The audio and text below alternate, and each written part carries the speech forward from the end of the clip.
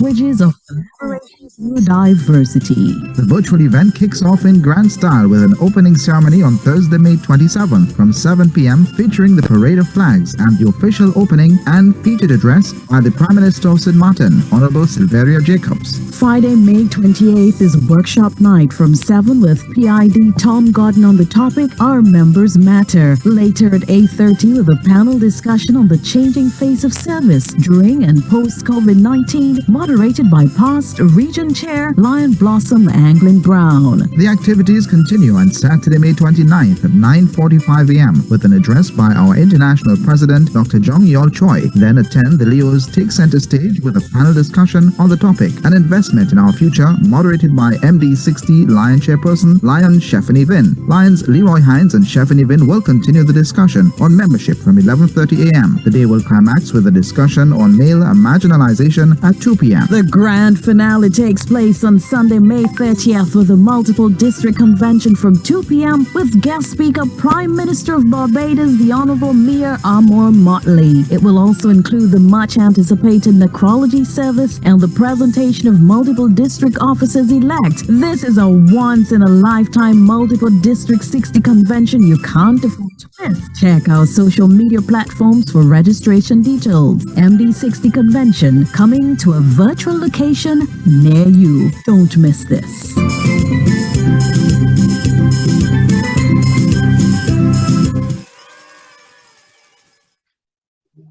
Okay, thank you very much, Lion Wendy. Can everyone hear me? Yep. Great, great, great. I'm just one, but I can hear you. Just one, great. So let me apologize for the delayed start. Unfortunately, these things happen. I started the session, went on, tested and everything. And just at that time, the computers just stopped working. So I'm on my phone now and we will get this thing going one way or the other. All right? Okay. So Lions and Leos, welcome to the workshop sessions of our convention. This evening, we have planned 2 sessions for you based on feedback we received from over 250 Lions and Leos we polled a couple months ago. Today's session will focus on strategies for motivating members and service during and post-COVID. Our first session will be led by past International Director Lion Tom Gordon out of Canada. Lion Tom, it's great to have you with us at our 41st Multiple District Convention. That's great to be here. Great. Welcome to the Caribbean, though virtually. And I know many of the Lions and Leos from Multiple District 60 were planning to be in Montreal this year for the 103rd International Convention. No, I'm sorry.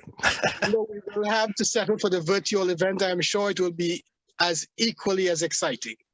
I hope so. So let me tell you a bit about PID Tom. And I found this on the web, Tom. Tom, yes, we can, Gordon. That's right? Me. That's right. That's me. Okay. PID Tom Gordon is from Newmarket, Ontario, Canada, and was elected to serve a 2-year term as a director of Lions Clubs International at the association's 100th International Convention held in Chicago in 2017. He's a member of the Newmarket North Lions Club since 1982 and has held many offices within the association, including club secretary, treasurer, and president, zone and region chairperson, district governor and council chairperson, and multiple district GLT coordinator. In addition, PID Gordon has presented training and information seminars at local, multiple district, and international conventions. He's also a Lions Quest trainer and a trainer of trainers, and has presented Lions Quest workshops across Canada and the USA since 1988. He's also a member of the faculty of the USA-Canada Lions Leadership Forum and currently serves as the chair of the Seminars Education Committee for the upcoming USA-Canada Forum. PID Gordon has a passion for training. I had the opportunity to listen in to a couple of his sessions for incoming officers, and I can tell you that he has a wealth of knowledge and information and is also a great storyteller. PID Gordon is a retired educator and owns his own human resource training company with a history of working in the professional training and coaching industry. skilled in nonprofit organizations, coaching, program evaluation, event management, and volunteer management. A strong professional with a Bachelor of Arts honors in psychology and Canadian studies from York University. He's also an associate of the Canadian Training and Development Group based in Toronto. In recognition of his service to the association, he has received numerous awards, including the Membership Key Award, the Extension Award, 2 International Leadership Awards, and 2 International President's Awards. He's also a Progressive Melvin Jones Fellows. In addition to his Lions activities, PID Gordon has been active in numerous professional and community organizations and has served on the board of directors of York Region Addiction Services, Habitat for Humanity, and Lions Quest Canada. PID Gordon and his wife, Jillian, who is also a Lion, have 2 daughters, 1 son, 2 nieces, 3 grandchildren, and 4 grandnieces. Did I leave out any, Tom? No, well, it gets longer, but that's good. So Lions and Leos, let's welcome PID Tom Gordon to MD60 to share his thoughts on Our Members Matter leadership strategies for motivating members. We encourage you to share your questions in the chat and we will get them on to PID Tom. Thank you. Over to you, Tom. Oh, that's great. Thank you very much. I'm going to share my screen, Jared. We'll see if this works, okay? Okay, great. However, it says I'm disabled, so I can't. Wendy? Okay. Try it now. There we go. All Okay. right. Got to get the right screen now, that's all.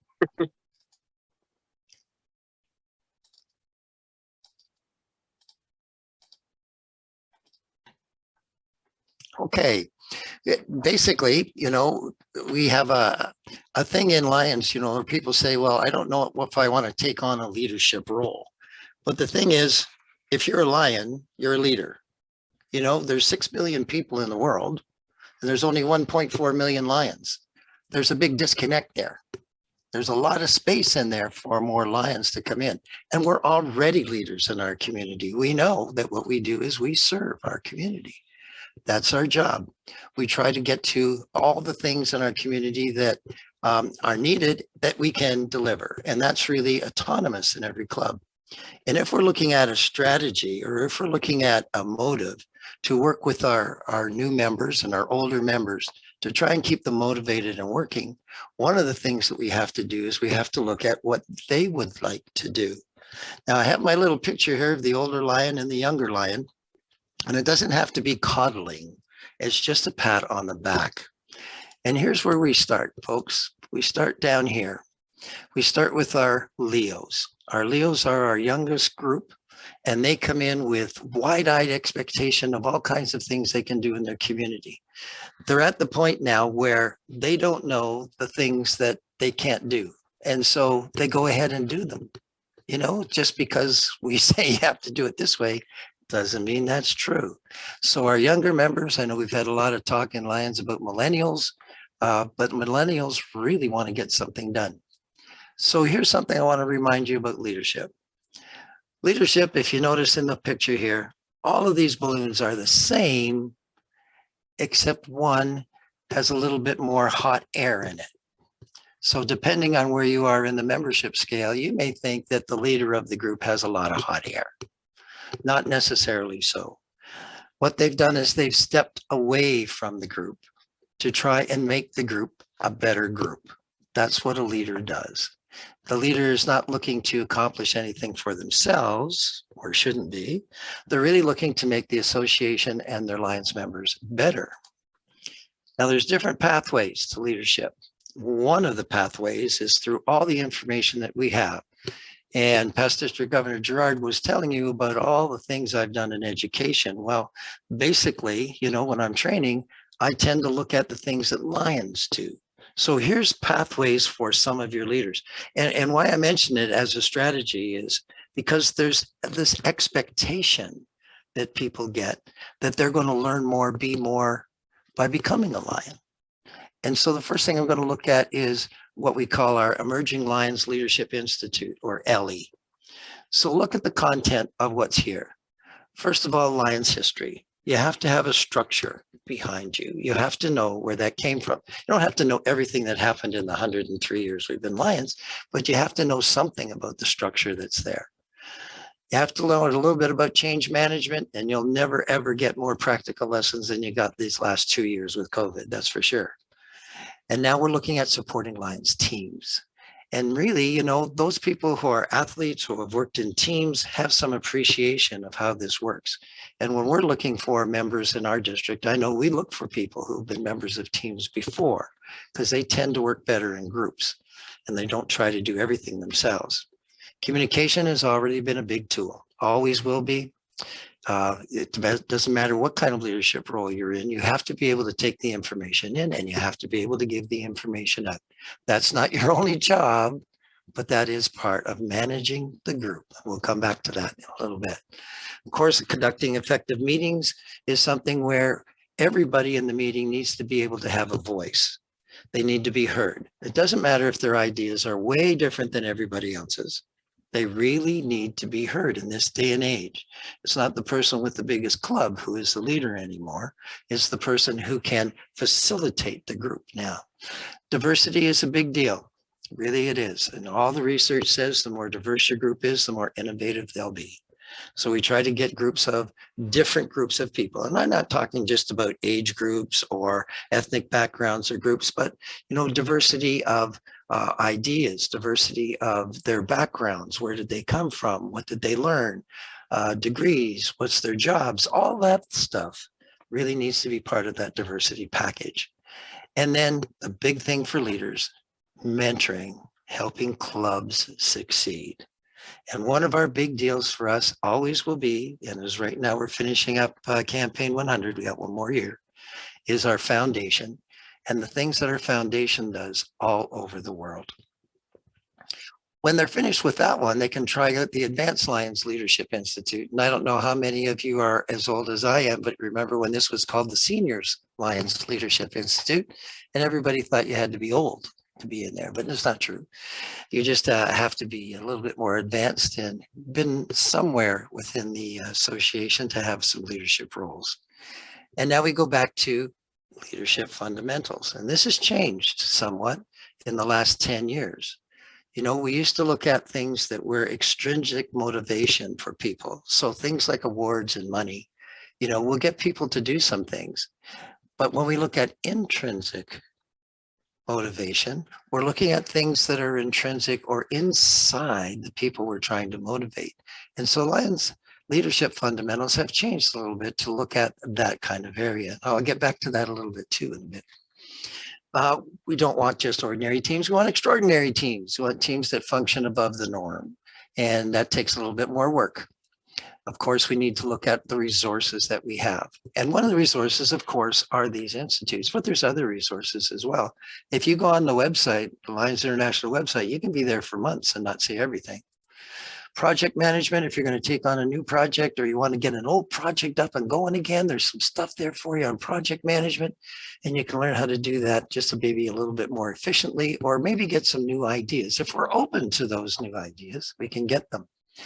Delegation, for those of us who have been leaders in the past, know that we can say to ourselves, you know, it's just easier if I do it myself. Well, it may be easier, but you can't do everything yourself. And sometimes we have to let that go and let somebody else do it. Doesn't mean they're going to do it the way we did it. They're not going to do it when we did it. They're not going to do it how we did it. It's going to look different. But in the end, if they get it done, that's what matters. Conflict resolution, the farther up you go in the chain, the more conflict you're going to see. If all of us followed our code of ethics, there would be no conflict. But some of us get a little heady and we get past that. So we have to know how to do that conflict resolution. So it's a good component in there in the Advanced Lions Leadership Institute. Promoting the Lions image, we have some rules around copyright and things that you can do with the Lions logo. So we make sure that you're following those properly. Otherwise, we get in trouble as an association, not just you individually. And then leaders for tomorrow, because tomorrow's going to change. The only thing we know about tomorrow for sure is that it's going to change. It's not going to be the same. And of course, we're going to come back and look at the foundation again. So these two institutes are wonderful institutes that people can do locally now if they have trainers who have been through the Lions Certified Instructor Program. You can do these locally. And that'll save you a lot of money, saves the association a lot of money. If you're going to the university, Lions University, which is part of the forum, if you go there, then there's these things too. And you'll see some of these are sort of the same things. It's just another way to get the same information. So in the bachelor's degree, these are the 10 compulsory courses. And then there's another 5 that you need to take from a list of about 15 now that are ones that you can pick from. You pick the 5 that you want to take. If you want to go a little bit farther and get your master's, then you can look at some of this stuff now. Look at this one up here. All the incoming district governors just finishing up their training now are looking at their cabinet selection for next year and how that's going to work as a team. And remember that word team will keep coming up and coming up and coming up. A team works together differently than an oligarchy. It really is different, and it works together. All the moving parts work together. And this succession planning is something in the past we have sort of let slide a little bit. And we say, oh, somebody will come along and want that job. Well, not necessarily, not necessarily. Leadership styles, different styles are for different types of consequences and different types of situations. So make sure that you know that you have a repertoire of styles that you can use for those different situations. You are facilitating now instead of demanding. I just inducted districts incoming cabinet. And one of the big things we talked about was how the new district governor is not the king or the queen of that district, but they are facilitating the members of that district to do everything that's on our Lions list of purposes. So those 8 things that are on our purposes, that's what we should be facilitating getting done. Using diplomacy, my wife says I'm getting much better than this now that I'm getting older. One of the things about diplomacy is listening skills. And she tells me that my listening skills have been terrible, but they're getting better now. And that's good to know because that's a good part of diplomacy is being able to listen. And, one of the things for leaders is that this skill has changed. And you know what you'll see in just about everything we do, all the training. So the district governors just got their training. There was a component on listening. If you looked at these components back up here, there's a part of these that are listening. And it's something that we really need to work on and focus on. So when you have your members and you're trying to motivate them, listen first, find out what's going on with them. And then you can look at where you want to go in the end. Time management, if you have a very busy district or you have a very busy club and you're leading that club, then time management is a big deal. Most of us are doing this as volunteers. So, we have jobs, we have families, and those should come first. And then we have to manage our time to get our Lions stuff done. Strategic planning with the North American Membership Initiative. I know that people have been looking at that and saying, oh, gee, we've been doing planning, but wow, it's more than just setting goals and making action plans. Yeah, there's some strategy needed here. We have to find out what our strengths and our weaknesses are so that we can get to those things and work through those things that we might call threats. And so we can get to those things that will make us successful. Now, zone chairs become more important as a role in the last little while. So our zone chairs really should get a good chunk of your training in your district. Where else can you go to learn stuff? Well, if you get into your membership portal, this is sort of a screenshot of mine. And I've got a big arrow here over Learn. So there are 47 courses on there right now. And those 47 courses will take you to just about everything you need to know for the main positions in Lions right now. There's training there for all of those positions. But there's also things like how do you delegate? How do you solve conflicts? And those courses aren't the be all and end all. They're really just the starting of your education on that. But they're there, they're free, and you can do them on your own time. You don't have to do them when somebody says.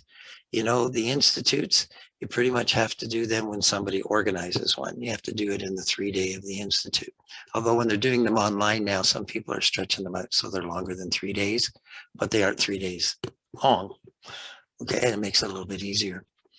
In the discussion now of leadership, we find out that there's a difference between being a manager and being a leader. And it's my friend Alphonse. And he's looking at things that are management skills. And if you look at management skills, you're looking at things, structure, control, efficiency. You're looking at the program that you've set out. You're looking at how much it's going to cost. You're looking at the techniques to be used, the systems that are to be followed, and we're doing things right. I don't know if you've ever heard that before. You know, somebody wants to do things differently. Well, when we do things differently, you know what? We're actually doing leadership. And here's Alphonse's big three things, okay?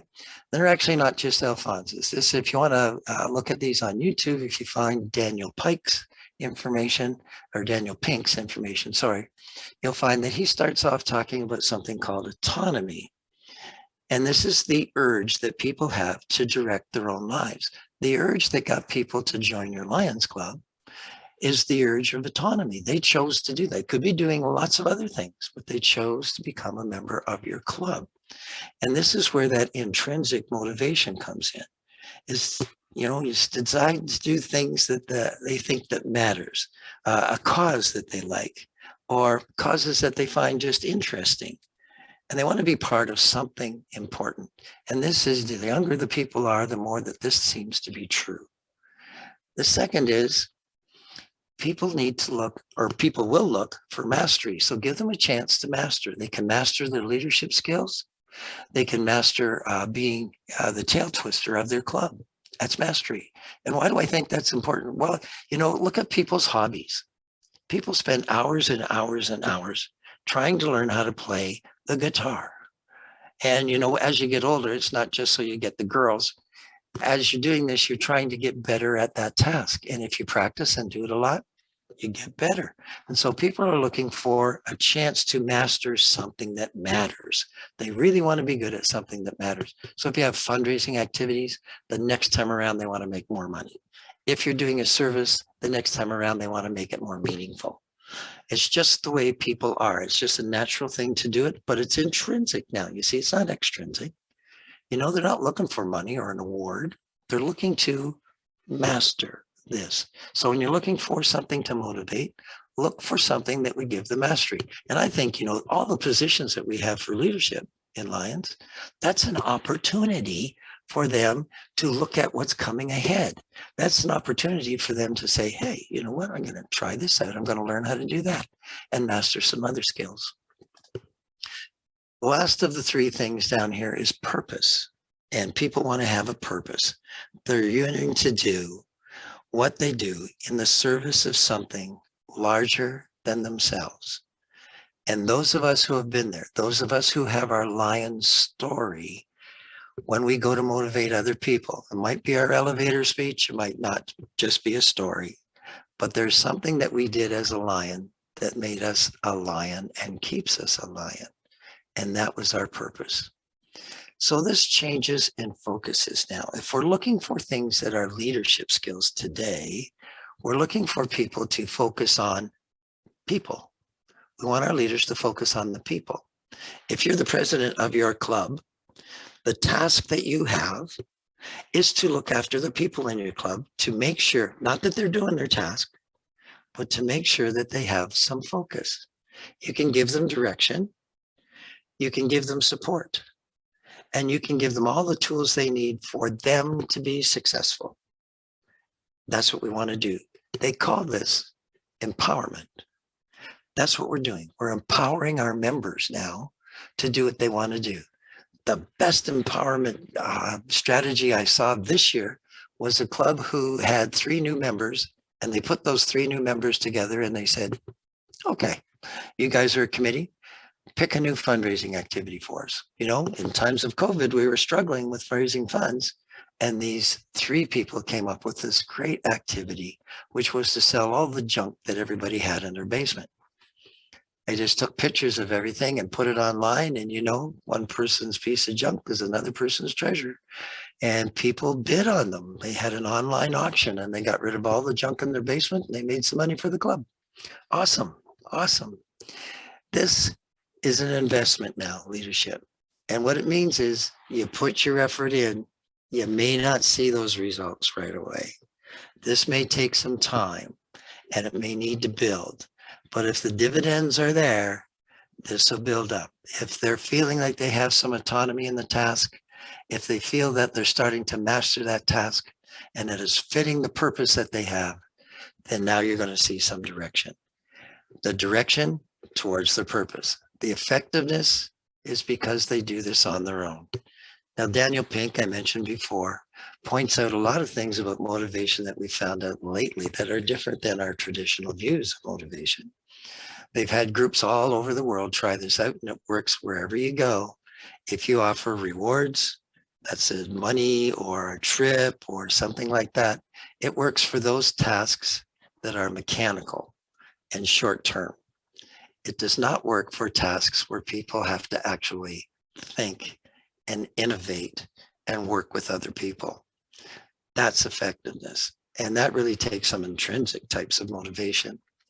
Purposes, again, we mentioned, is really there for us to look at. That's one of our three main points. The code of ethics, wonderful thing to have. You know, for us, you know, a lot of organizations do not have a code of ethics, but we do. We have a code of ethics. And in that code of ethics, what it says is that it's fair to get the money that you should get for the job that you do. It's not right, though, or not fair for you to pick on somebody else because you don't agree with them. You know, that's different. That's different. And our code of ethics really, you know, when you think about this being put together between 1917 and 1920, it's pretty far-seeking. They were pretty far-seeing people when they put that together. Looking at this, if you're into Stephen Covey stuff, principles are the thing. You know, he has his 7 habits of highly effective people and the principles behind them. And the principles behind them are basically those 3. You know, people need to be autonomous. They need to try to master those things that they want to master. And they also have to have a purpose to follow. And people are looking at that. Okay, now instead of doing things right, see the play on words here? We're doing the right things. And if you're doing the right things, you tend to get the right results. We found in North America that we've had a decline in membership over the last couple of years. And sometimes it's older members dropping off because they're not motivated anymore. And sometimes it's the difficulty we have in attracting new members. So we came up with the North American Membership Initiative. And what we found in that program was we need to change our approach. We need to change our approach. So over the length of the program, the pilot program, and my district was one of the pilots, so I know whereof they had a problem with this one. It came out in the global membership approach here that we were still looking at a whole bunch of extrinsic things.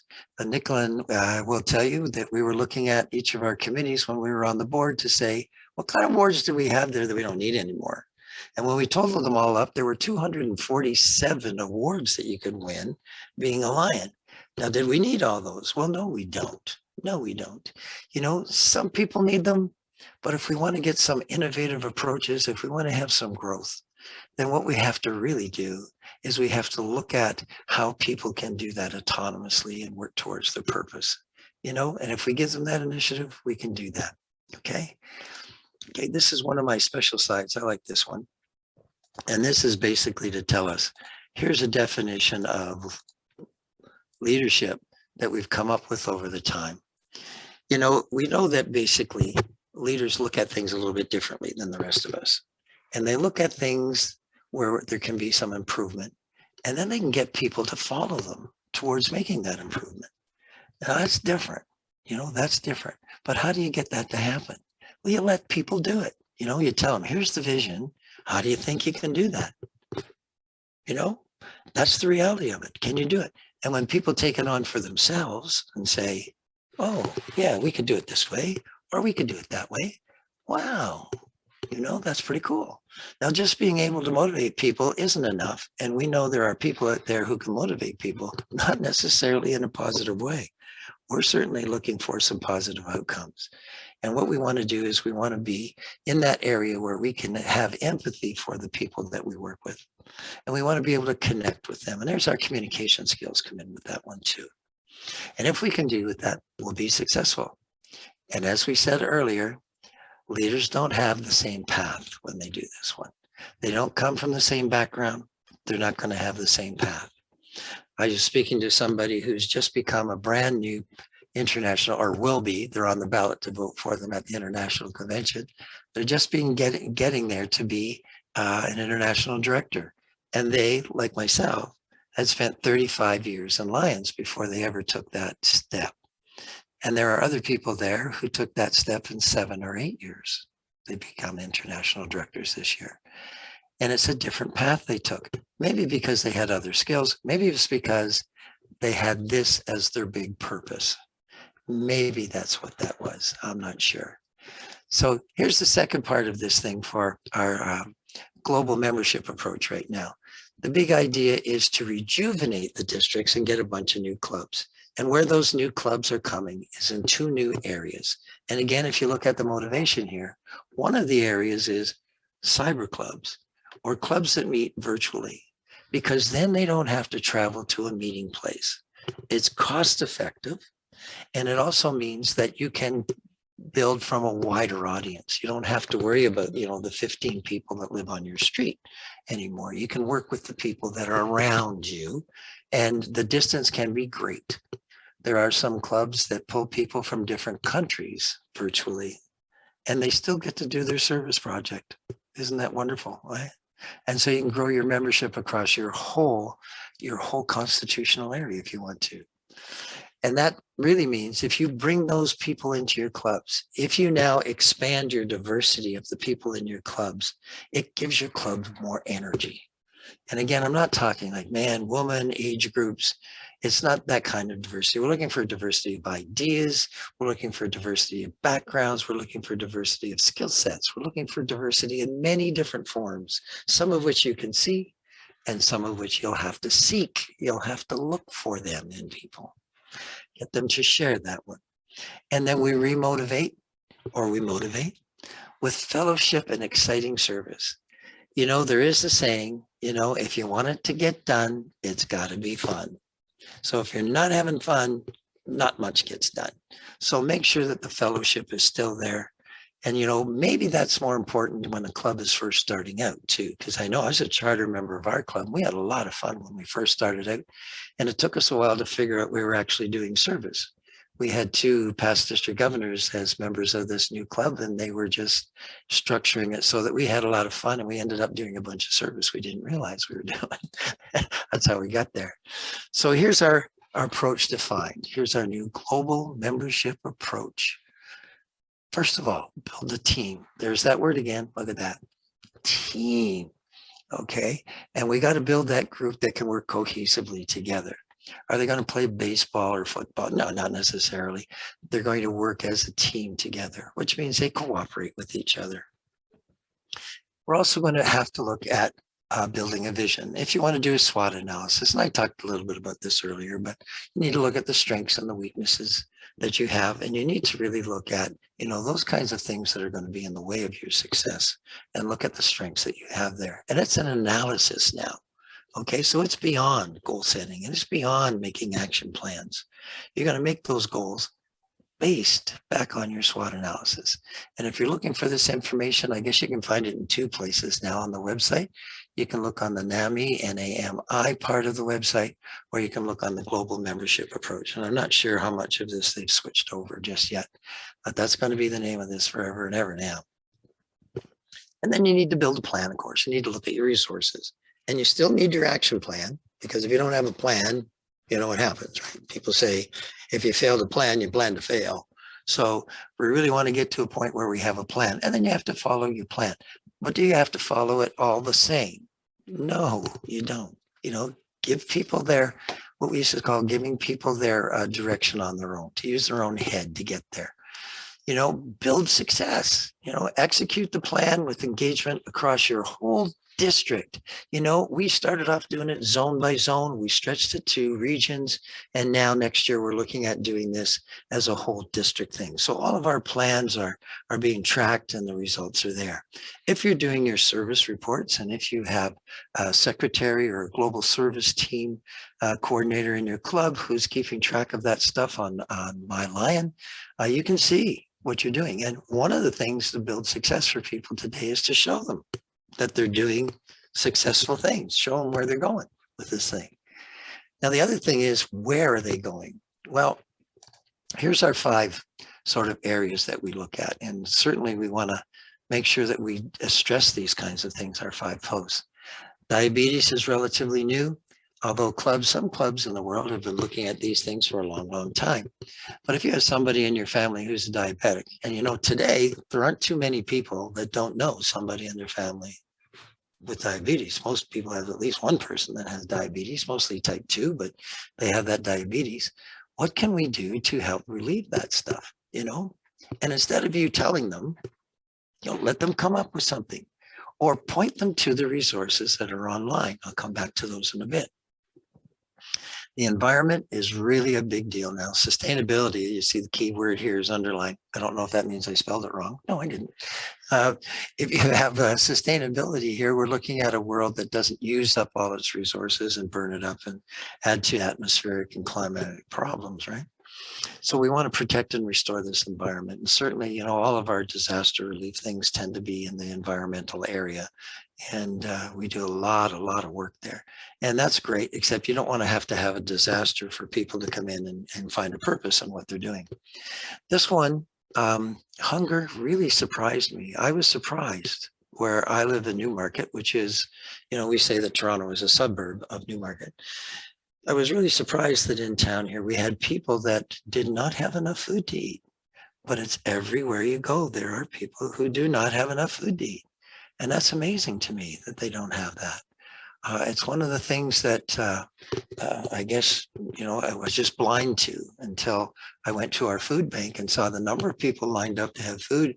And I talked to a number of them because I do that kind of thing. And they gave me all kinds of stories about how they ended up not having any money. They didn't have places to live. We have shelters now in Newmarket. Never had those before. Those are all new. And those are because we're starting to look after those people. We don't want them living on the street. If you had to live on the street in Canada in the winter, you know that that's pretty difficult to do. Vision, of course, has been from 1925. You've heard the story about Helen Keller and how she came to the International Convention and asked the Lions to be Knights of the Blind. And we still do a lot of work there. And some of that is pretty easy to do if you're looking for things that are easy for people to do, just picking up used eyeglasses, pretty simple to do. People use them. And even if the glasses are all broken up, and they're in pieces, they use those too because they recycle the pieces and they use those for fillers and asphalt and other things. It's an amazing thing that we've been involved in Vision. And we've done some pretty wonderful things there through our foundation too.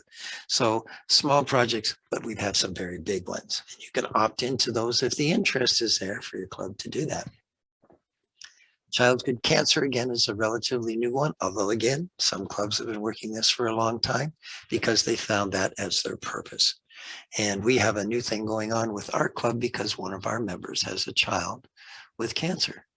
And we knew very, very little about the types of cancer that children can get. And you know what? There aren't just childhood cancers. Children can get all kinds of cancers, but there are some specific ones. And we now have some therapies that, Lions and their partners have helped to develop around looking at genetic coding and looking at how to solve the problem through what's different in the gene makeup of this cancer than that cancer. So they extract the tumors and they look at the genetic makeup of the tumor. And they find that there are therapies now that they can get. And because we have computers, they can log them in the computers. And then when anybody else has that same genetic makeup in their tumor, they have a therapy that they can use. Of course, that's if they find one that works.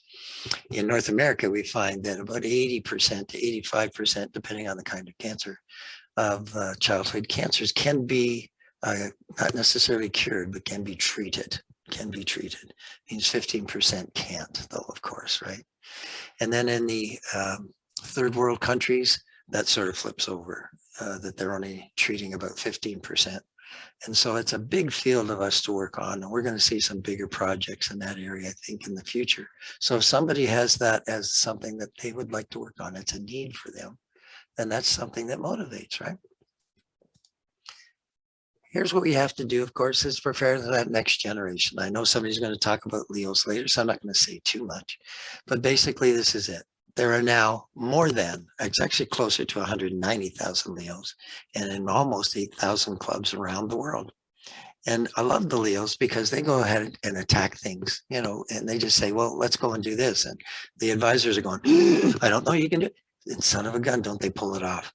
I know that when I was in Cayman Islands, the Leos there were cleaning up the beach. And it's a 9-mile beach. So they had a lot of beach to clean up, and they did a great job on that.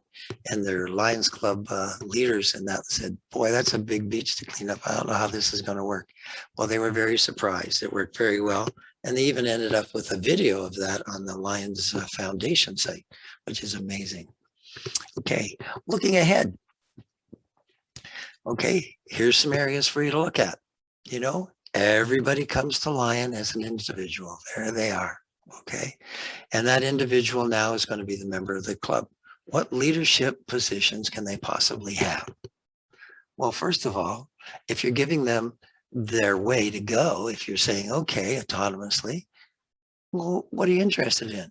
And they'll tell you, and you'll say, can you think of a project that'll work with that? Boy, great. Okay. You can now form a committee. You can be a chairperson of that committee. So there's a leadership position. And you start to work with that within the club. And then, of course, the club, looking up a level here, looking at the club has all of its positions. You have your president, your vice presidents, your treasurer, your secretary. And that's another set of skills that people can master. It may not be the set that they came with, you know. We have a treasurer in our club who is really the bingo caller at the bingo hall. Not a whole lot of background, not a CPA for sure. And they're a terrific treasurer, and they now teach the other treasurers when we have officers training at the district level, because they became so good at it. They mastered that technique. And if you really want to master a technique, if you ask the teachers, they'll tell you, try to teach it to somebody else, you know, get to the point where you have to teach it. And then, of course, we move up to zone. And in the zone, you have a zone chairperson, but you may have in that zone, you may have clubs working together, and the zone chairperson can help that work out, which is pretty cool, I thought.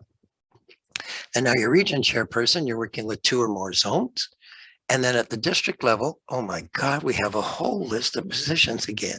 So now, pardon me, now we've got a district governor, we got vice district governors, and you have all of your cabinet chair people of all the different delineations that you have on your cabinet.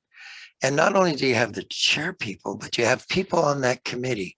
So maybe somebody down here in the club level has done a very, very good job with childhood cancer. And now you say, you know what, the district needs a chairperson. So why don't you be the chairperson? Does that person have to have been a region chairperson or a zone chairperson? No, they don't. They don't. So your leadership needs to look down to see the people that have those talents. That's what we talked about, having a succession plan as you move up. Of course, you know, you have your multiple district, and you're having your multiple district convention now. So you have your council chair. And again, you have those chair people. Again, you have the same chair people that you may have had at district again at a different level up here. And then if you're like Nicola and I, you've taken off and you said, okay, we're going to do some work all over our constitutional area. And your constitutional area is area 1, mine is area 2. But we have one person elected from Canada every 2 years. This year, there's a funny anomaly because of COVID. We're going to have 2 international directors on the board, but that's because they couldn't have an election last year. And so that's going to right itself in a couple of years. We'll take care of that. And then you become part of this Lions International group up here, where the board of directors elected from their constitutional area are running the association. You know, wow. All of those clubs and all of those members are dependent upon strategies and techniques and policies developed by the international board.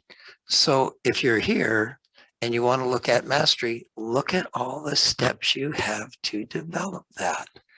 You know, and if you're a young person with, you know, running your own business, we just have a guy who has a plastic business in town, and he's helping us because he builds water barrels.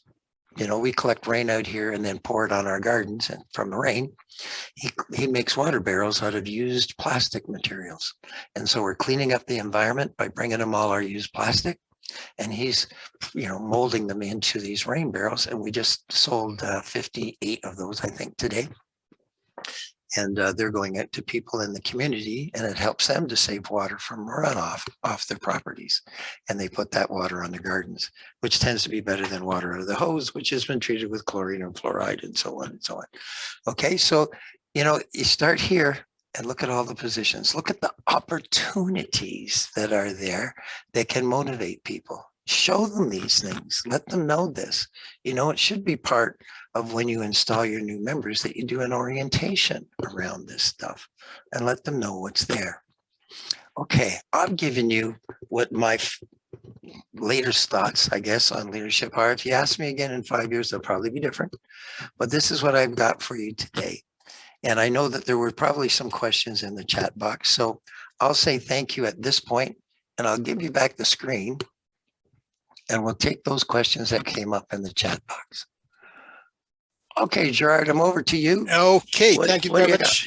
All right, thank you very much, Lion Tom. I think I'm seeing one question in the chat box here, and I think it relates to something you said earlier on about empathy and connecting to people.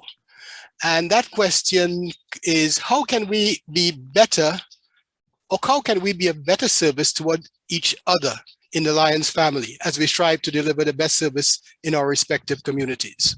Right. And I guess one of the points that I probably failed to make this time through was that, you know, we serve our communities as Lions, but when you're the leader, you serve your members too. And so we have to do a service there. Now, you can't just learn empathy, you know, you have to work at that one. And for those people who do soft skills and human resources training, that's what I used to do for a few years.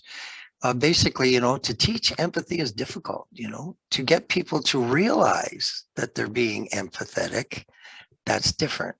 That's a self-awareness skill. So people have to learn about themselves first. And once they learn about themselves, they can now reach out to understand other people a little bit better. And really, that only comes from observation and from practice. But yeah, we really need to look after each other as our members, as leaders. That's our role now. Our role is not to be successful as a leader. I mean, that's not what we're looking to do. We're looking to make other people successful. It just so happens if, you know, all the people we lead are successful, we are too. So if you focus that on your people rather than on a task, then what happens is you are successful in the end. Great. Thank you very much, Lion Tom. We do have, I'm not seeing any more questions in the chat. So if any member of the audience would like to ask a question, please use the hand raise tool, and we will get that information and to unmute you. Okay. Lion John, there's a question from Sarah Wilson. As a leader, how do you show all members that they matter when attendance and participation has already waned? Okay, got that, Lion Tom? So you've had a decline in membership? Is that what I understand by wean? Oh, I lost her. Okay. Okay. So decline in membership really means that those people who left your club didn't have a purpose. They didn't find that they were doing something that was meaningful for them. You know, and we used to talk about retention. And one of the things about retention was that everybody has to have a purpose in your club. They have to have something that they do that they like to do. And if they don't, then you're going to lose them. You're going to lose them. They're not going to be there anymore. So people come in with some expectations, and we want to know what those expectations are as leaders so that we can give them a direction to follow. What's your expectation? Why did you become a Lion? Well, I wanted to do this. Okay, well, do it. You know, grab a couple people here. I can help. Let's go get what you want to get done. You know, our motto is we serve. Doesn't say how, doesn't say when, doesn't say where. It says we serve. So find something meaningful for those people and you'll keep them. But now that you don't have new members, now you need to open it up to your community. And of course, online, you've got a lot of materials that will show you how to set up you can, you know, have an orientation meeting. You can do this online. Those people who post things on Facebook and on Twitter and on Instagram now are getting members from all over the world. Some of them are becoming virtual clubs because the members are so far away, they wouldn't be able to make a meeting in person.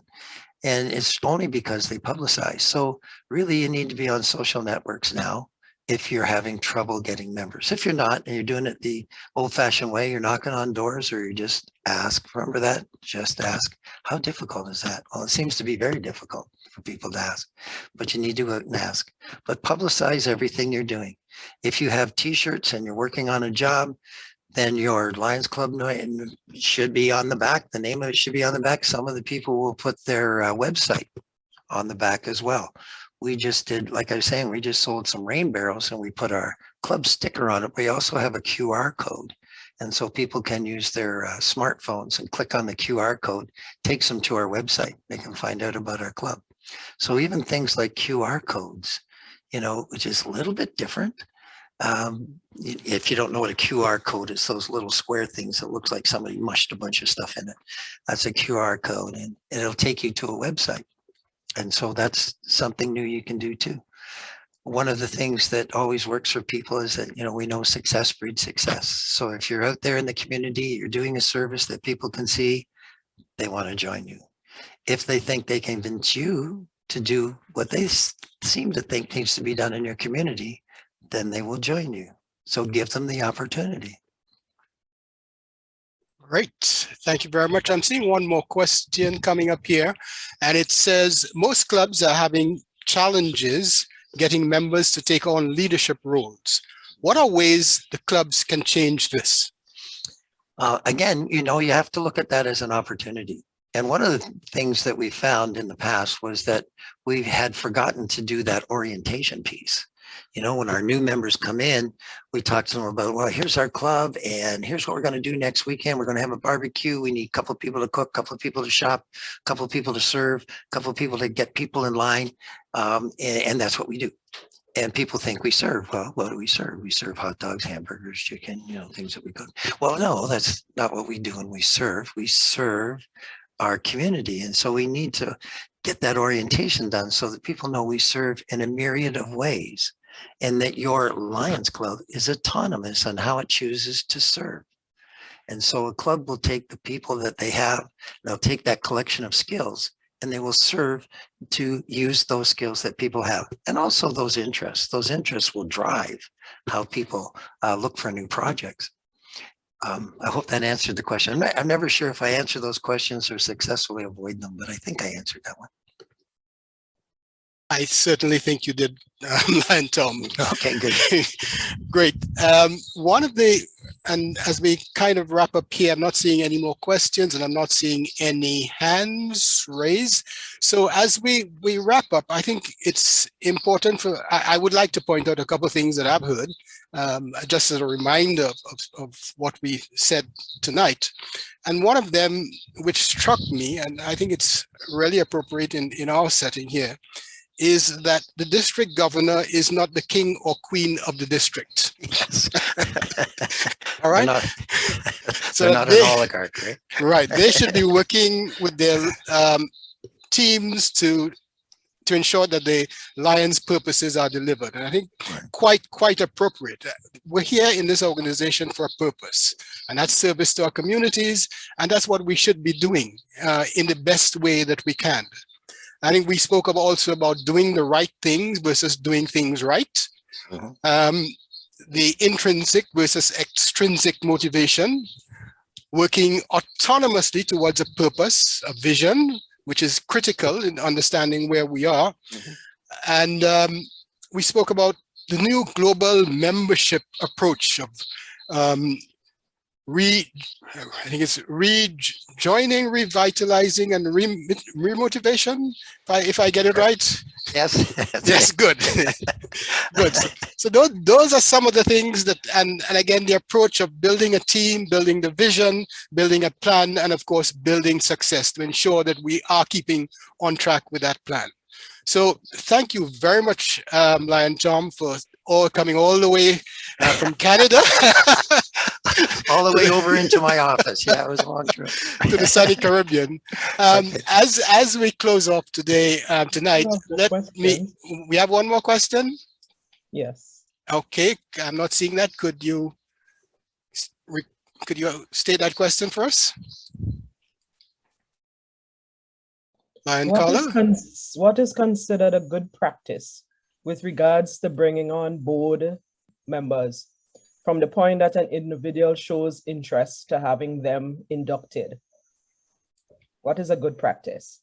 Well, yeah, first of all, you know, the induction ceremony. If you're bringing them on board, make it a big deal.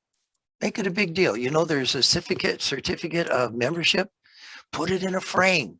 You know, put it in a frame with some glass on it and present it to them and present them their pin. Make it a big show. Their sponsor also gets a certificate now. Put that one in a frame. Give that to their sponsor. You know, those are extrinsic types of things, but they really do make the ceremony impressive. You know, and then, don't forget this one, to do an orientation time for your new members, but also for your old members, a reorientation, because things have changed, you know, since when I joined 40 years ago, things have changed tremendously. And so that orientation needs to be a part of bringing those new members in too. So you have the two parts, make that induction ceremony meaningful. And the second part is make sure that they get a good orientation. You know, in business now, they call this onboarding. You know, you're onboarding somebody to the mission and to what your vision is for your club or for your district or for international as a whole. Okay, great. We have the final question here. And it is, how best can you bridge the gap between the older Lions and the new younger Lions and keep them engaged? This seems to be a perennial problem. Yeah, you know, the solution I thought was the most innovative was to pair them up. You know, you take the youngest member and the oldest member and you put them together and you say, okay, we need a new project. Come up with one. And you'll be surprised what happens. It's just amazing. The older members, of course, have all kinds of experience and they have more life experience normally than the new members coming in. And the new members have all that energy and they have some vision of what they can do as being part of a Lions Club. And we need to mesh the two. But that takes dialogue. There's communication that has to go on. Effective meeting has to be run so that you can share that information. If you have those committees in your club, and I know a lot of clubs have one-person committees, probably not the way to do things. You really need to have that 3-4 people in a committee in order to get that diversity of ideas.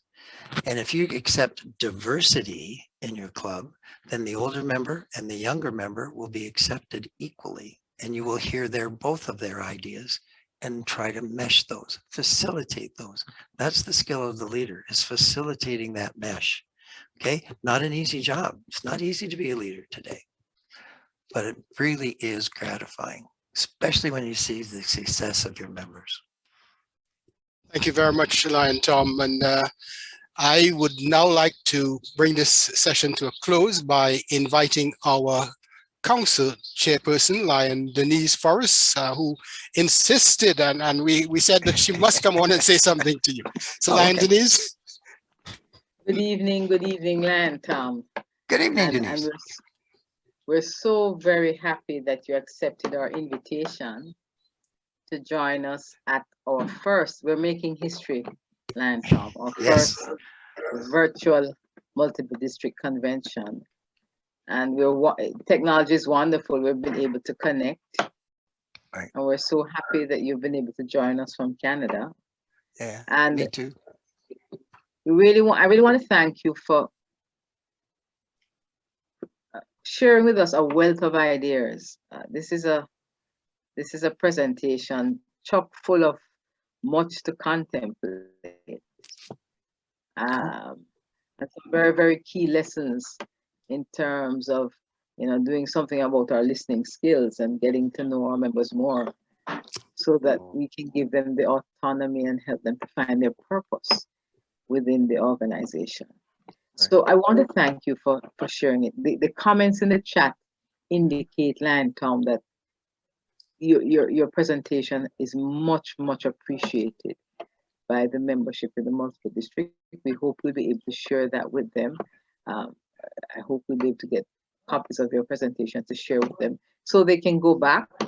And I have a feeling that you've just started an avalanche of perhaps other invitations Oh in the dear.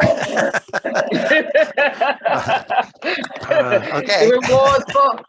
The reward for good work is more work. So thank you so very much for Okay, joining you're us this welcome. evening, and very best wishes to you. Thank you for kicking off our multiple district convention in Okay, style great. and very effectively. Thank you very much. Thank you. Oh, thank you. It was a pleasure. So if you want me to come down in January, anytime. Thank you very much. Excellent. Excellent. And let me say thank you to all the Lions and Leos who joined us this evening for this first session. And again, to thank Tom tremendously for his input in tonight's session and kicking off for us the Multiple District 60 workshop series. Our next session begins at 8:30 p.m. and that will be the changing face of service during and post COVID-19. That will be led or moderated by Lion Blossom Angela Brown, and with presenters Lions Lisa Atwater and Marilyn Anderson. Please stay tuned and we will get back started at 8:30 with the next session. Thank you very much and see you in a bit.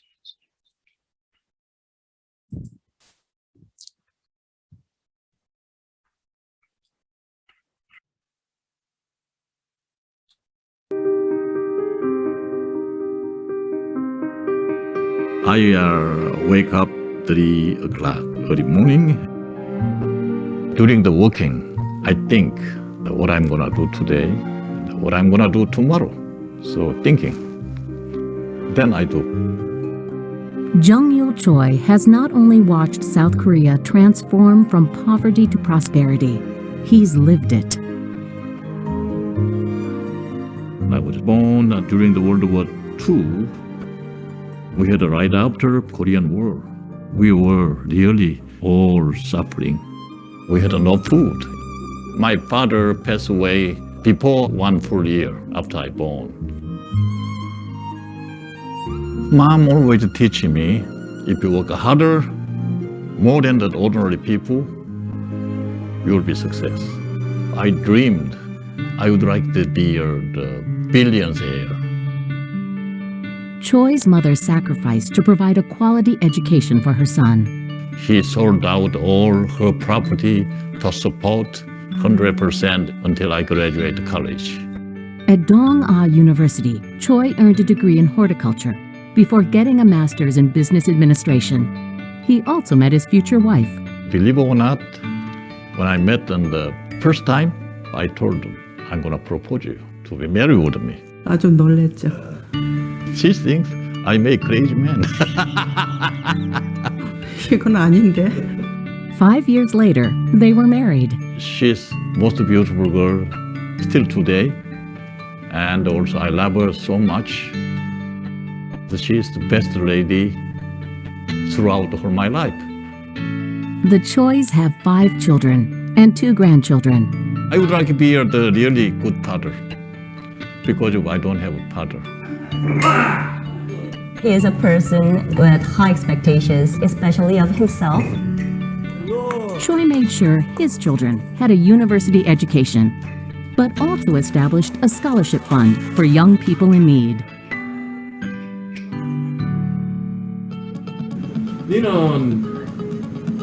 지금 찍고 있는 거야. Choi's rise to international success began with a focus on education and service to his country. As a lieutenant in the military, Choi served as an interpreter for the U.S. Army. At that time in Korea, not many people speak in English. Being fluent in English helped Choi advance in South Korea's emerging global economy. Many companies would like to scout me because they started the export, but they do not have someone who can sell it. In 1973, Choi launched his business Koala Limited, which exported shoes worldwide. 비즈니스 또 바이어들과 만나고 거기에서 얻은 다양한 지식이 주제와 같이 하지 않느냐 그런 생각됩니다. Choi has used his talents to serve the community through the Busan J-Il Lions Club since 1977. 행동이란 말이 아주 정열적이고 야 정말 가다가 훌륭한 라이온을 우리가 픽업했다 When Choi retired at the age of 50, he had so much more to give. That's why he dedicated his life to lions. Serving, so important. Make me so happy.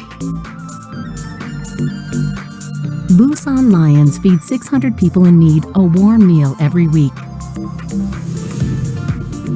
and repair houses for elderly living on limited income.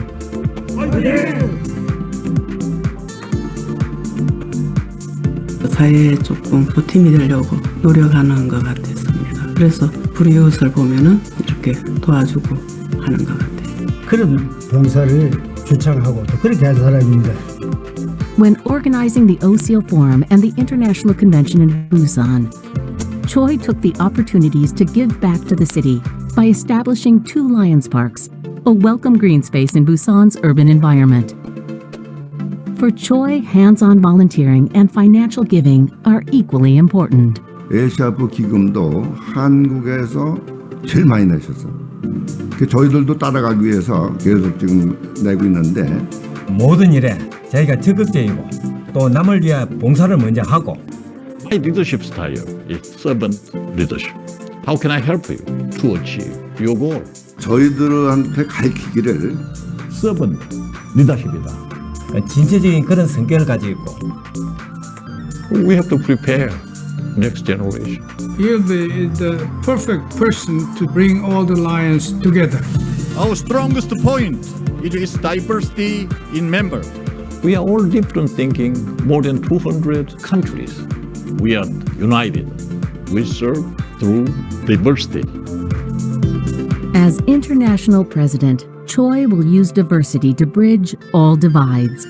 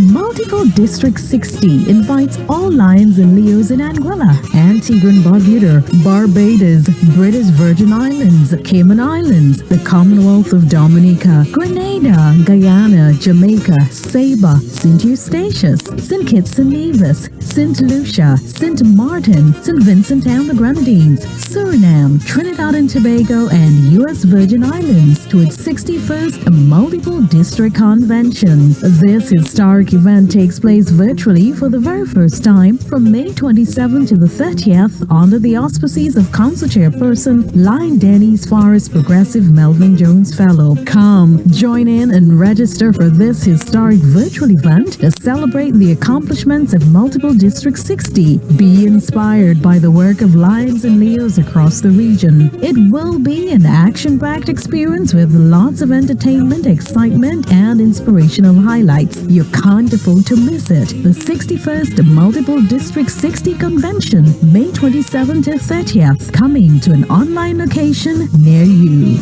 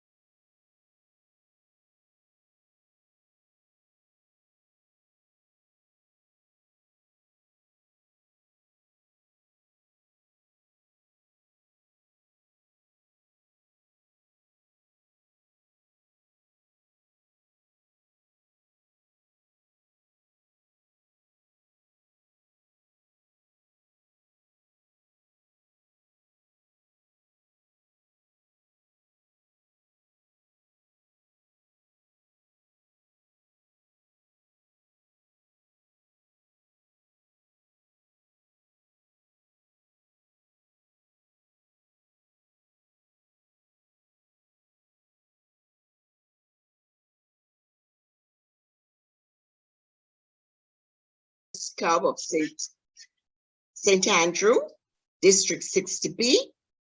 She has held many responsible positions in the movement and now holds the position of the New Voices Chairperson, Multiple District 60.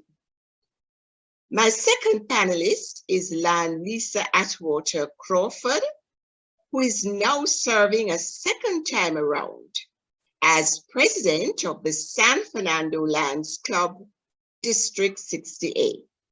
She has served in positions at the district level and has been recognized internationally by the USA-Canada Forum.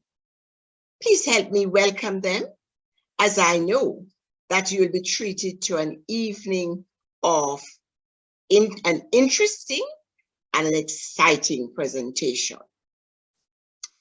The flu pandemic was spread worldwide during the years 1918 to 1919. Our founder, Melvin Jones, had his first meeting in mid-1917 and had an active movement later that year. Let us pause and reflect that giving service, that's the willingness to serve and help one another, is our core business.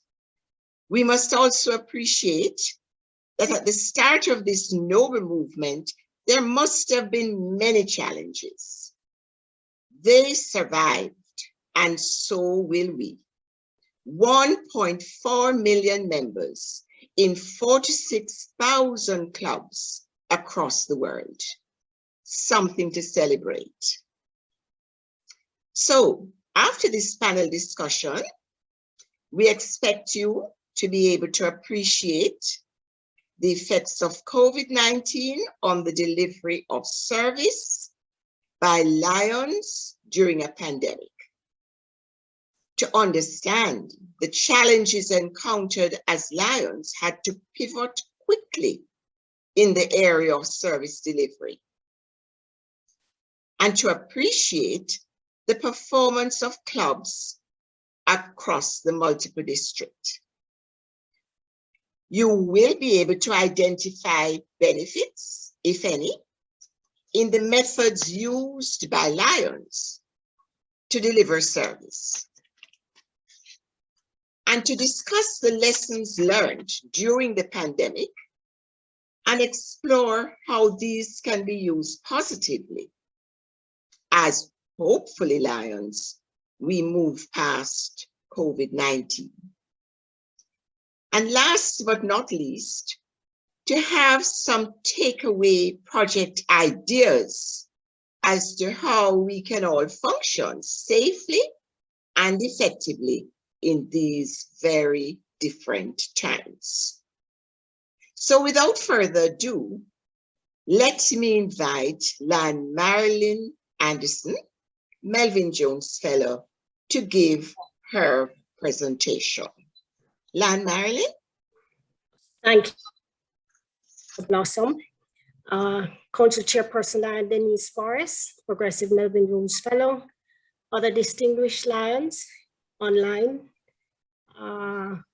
my fellow Lions, Leos, good evenings, guests as well. Lan Wendy, could you give me the opportunity to share screen? Okay. All right, is my screen being seen? Do I need to put it in presentation mode, or are we good? Let me put it in presentation mode. Let's go to presentation mode. Okay. All right, so COVID-19. By now, we all have kind of normalized, although we started out with this new term, the new normal. It's not so much new anymore because we have all kind of normalized to it. But let's go back in time to March 2020. We were all shocked. The unknown drove fear and persons were paranoid. The curfews, the whole health emergency, the impact on livelihood, the restrictions, all that shaped the society within which we operate. As lands who rely heavily on person-to-person interaction, the societal shock could have made or broken us. And so we must study its impact. And I'm going to use a Jamaican term here, and wheel and come again to see how we can serve and ensure that we make things better. So the next few slides, I'll be taking us through some data. We will look at how the multiple district 60 did. We will also take a look at constitutional area 1, and we will look at LCI, and then we'll see how we all stack up against each other. So the first slide, we look at our service impact in the multiple district as it relates to the global causes. So if we take a look at everything and we note, first I should mention the data is pulled from LCI, obviously.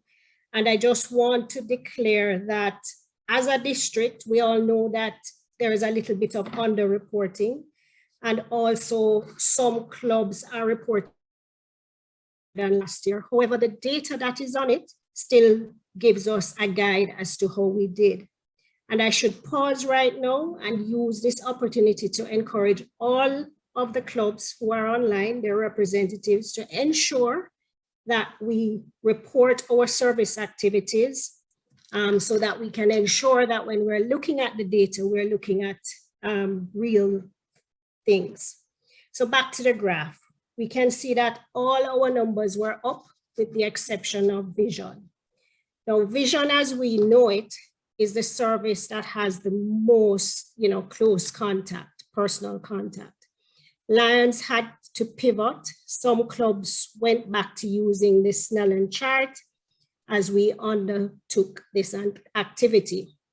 So what this is showing and telling us, fellow Lions, is that all our clubs in multiple district 60 continued to roar with our activities despite the hindrances from the COVID-19 pandemic. So we take a further look, breakdown that shows our volunteer hours. You will see that that went down. However, the people served went up.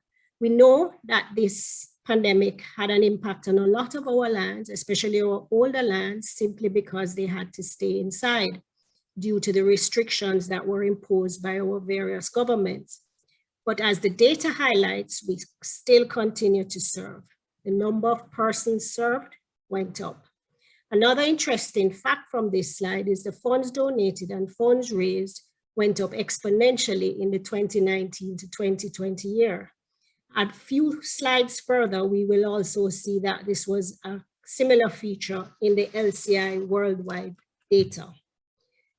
On the next slide, we take a look at constitutional area 1 and LCI stacked up against each other.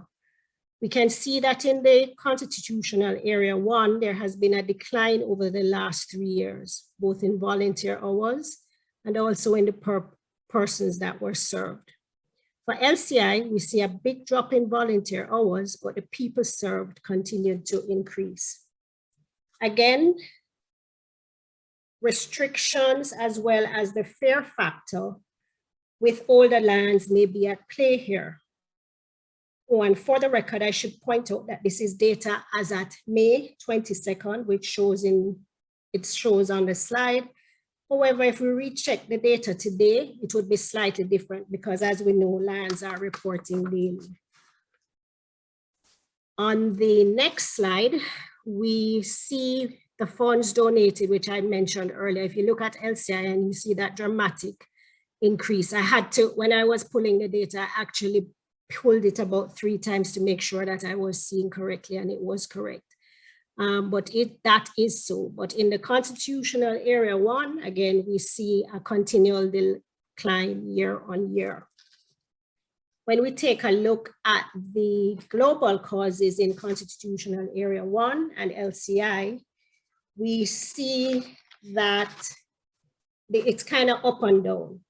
But what we know for Area 1, we see environment and hunger relief going up. And in LCI, we also see environment going up. If you remember too, when we looked at the multiple district slide, the hunger also went up significantly. I should have pointed that out when we were on the slide. And finally, in terms of the data that I am presenting, I pulled the service metrics out specifically, as that is our topic today. It all reflects service, but I pulled this one out specifically for this slide, put them alongside each other so that we could see how we stacked up, with constitutional area 1 and LCI. And we can see that we did relatively well.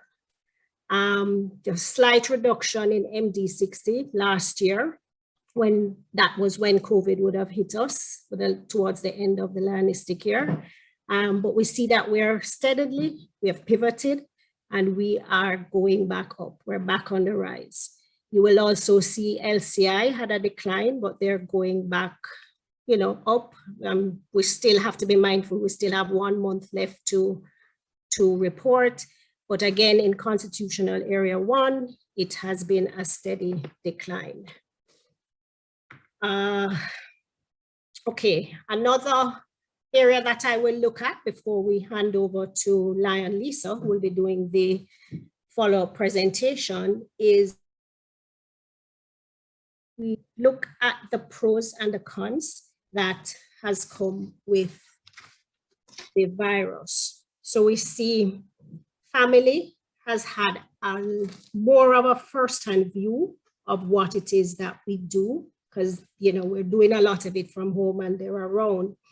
So in addition, we also have had more collaboration, more teamwork between the clubs to get our projects done. Lion Lisa will speak a little bit more about that. And this shows the importance of partnerships.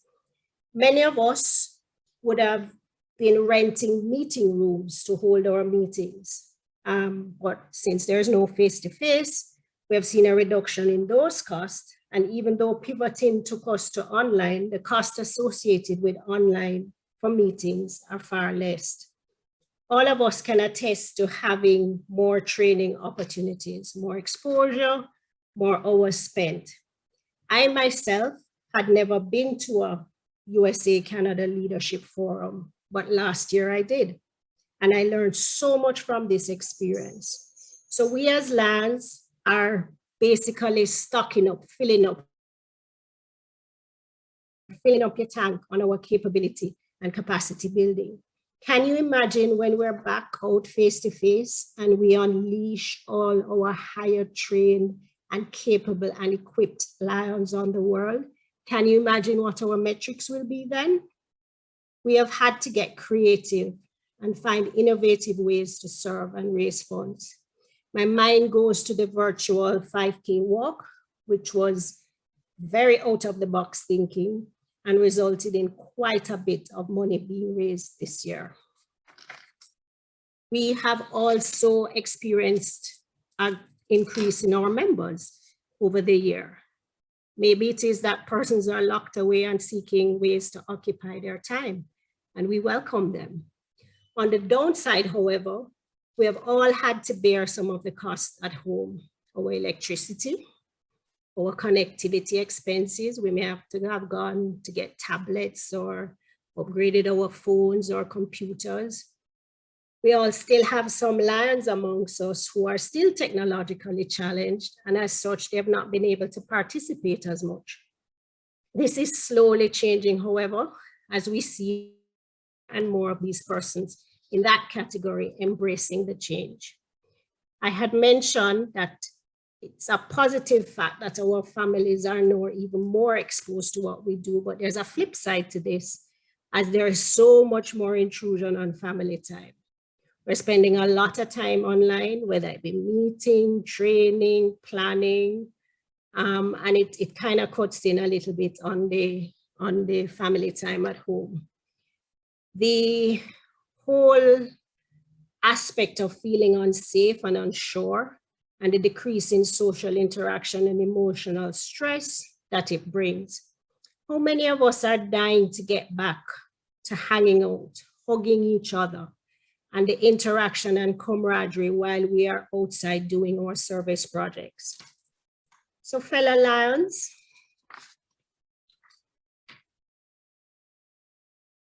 without community service, we would not have a strong quality of life. It is important to the person who serves as it is to the recipient. It is the way in which we ourselves grow and develop. So another shameless plug for our visitors who may be online, we need volunteers. We want to encourage more persons to become Lions so that we can improve our service impact and continue to improve our metrics that is captivated on LCI. We have a wide reach. We are in over 200 countries, almost 50,000 clubs, and 1.4 million members working towards making our communities better. So when the world has to be apart, we Lions in MD60 has shown we are still working together. Because when it comes to meeting challenges, our response is simple and always is, we serve. As we serve, we grow. We were never meant to stop. Service is our journey. Let us continue to explore together. I want to thank you for your attention, and we look forward to the question and answer session after Lion Lisa has completed her presentation. Thank you. Thank you so much, Lion Marilyn, for that very interesting presentation. And as you did, we'd like to remind participants that you can place your questions in the chat, and these questions will get to the presenters. As you think about your questions and getting ready to share them with us, we'll now ask Lion Lisa Atwater Crawford, Melvin Jones Fellow, to make her presentation.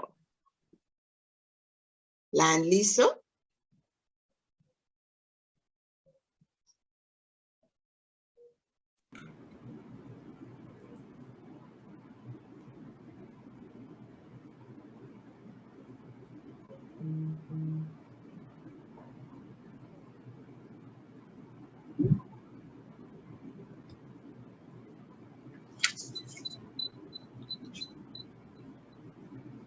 Council Chair, Lion Denise, Lion Dr. Blossom, other distinguished Lions in the virtual audience, my fellow Lions and Leos, good night. Lion Marilyn took us through the service activities of the multiple district, our constitutional area, and Lions Club International over the past few years. And we can all agree that we have been working in our core areas and others. And this is not surprising because we Lions serve.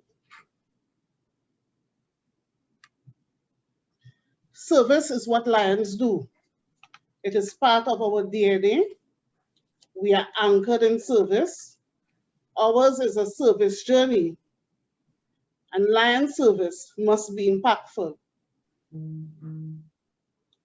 The 2020-2021 Lionistic year started off 4 months into the COVID-19 pandemic, and we found ourselves operating in unfamiliar territory. In order to successfully navigate, we had to pivot. Lions Club International banner headlines on their pages advocate that we listen to the World Health Organization and our local authorities with regards to adherence of COVID-19 guidelines. The mantra has been safety first. But we had to pivot in order to continue serving the needs of our community. We had to find new ways of delivering service to individuals and new ways of finding fundraising and sponsorship. 2 years ago, 3 years ago, a device for learning was not a priority across the multiple districts. But with the advent of COVID and social distancing together with physical distancing, Lions had to serve their communities and especially our youths by helping to provide devices. The downside to not adapting was that we ran the risk of becoming out of touch with our communities and losing relevance. If we lose relevance, then we'd have limited service impact. If we did not change, we would stall our progress. If we did not look elsewhere for funds, our funds would dry up, we'd end up with dwindling resources. And finally, if we did not adapt, it simply meant that we were not adhering to COVID-19 regulations. So pivoted we did. And then we had to look forward. We are accustomed to the phrase, the community needs assessment. But what about our communities needing reassessment and reassessment through fresh eyes? Has community needs changed? Are we aware of the challenges associated with the change? Are there new members in our community who have a need? I am sure that right across the multiple district, we know people who have lost their incomes because of COVID-19. We know children who do not have connectivity and are being left behind where education is concerned. And right here in Trinidad and Tobago, we now have a large migrant community with language barriers who are in need of help because they are coming over to Trinidad, but we don't necessarily have all the jobs. Jobs are at a premium these days. As we look forward, we have to ask ourselves, have our traditional donors focus changed? The people that we are accustomed going to for funding, are they still offering funding? And if so, how much? And have we been able to solicit new donors? Looking forward also means that we have to adapt our communication styles with other stakeholders. Traditionally, a lot of communication took place face-to-face. Now we have to rely on WhatsApp, email, text, word on the ground probably by one person telling another, but not really face-to-face the way we are accustomed to. We cannot go out and do site visits. So we have to rely on other means of communicating and help and meeting the needs of our community.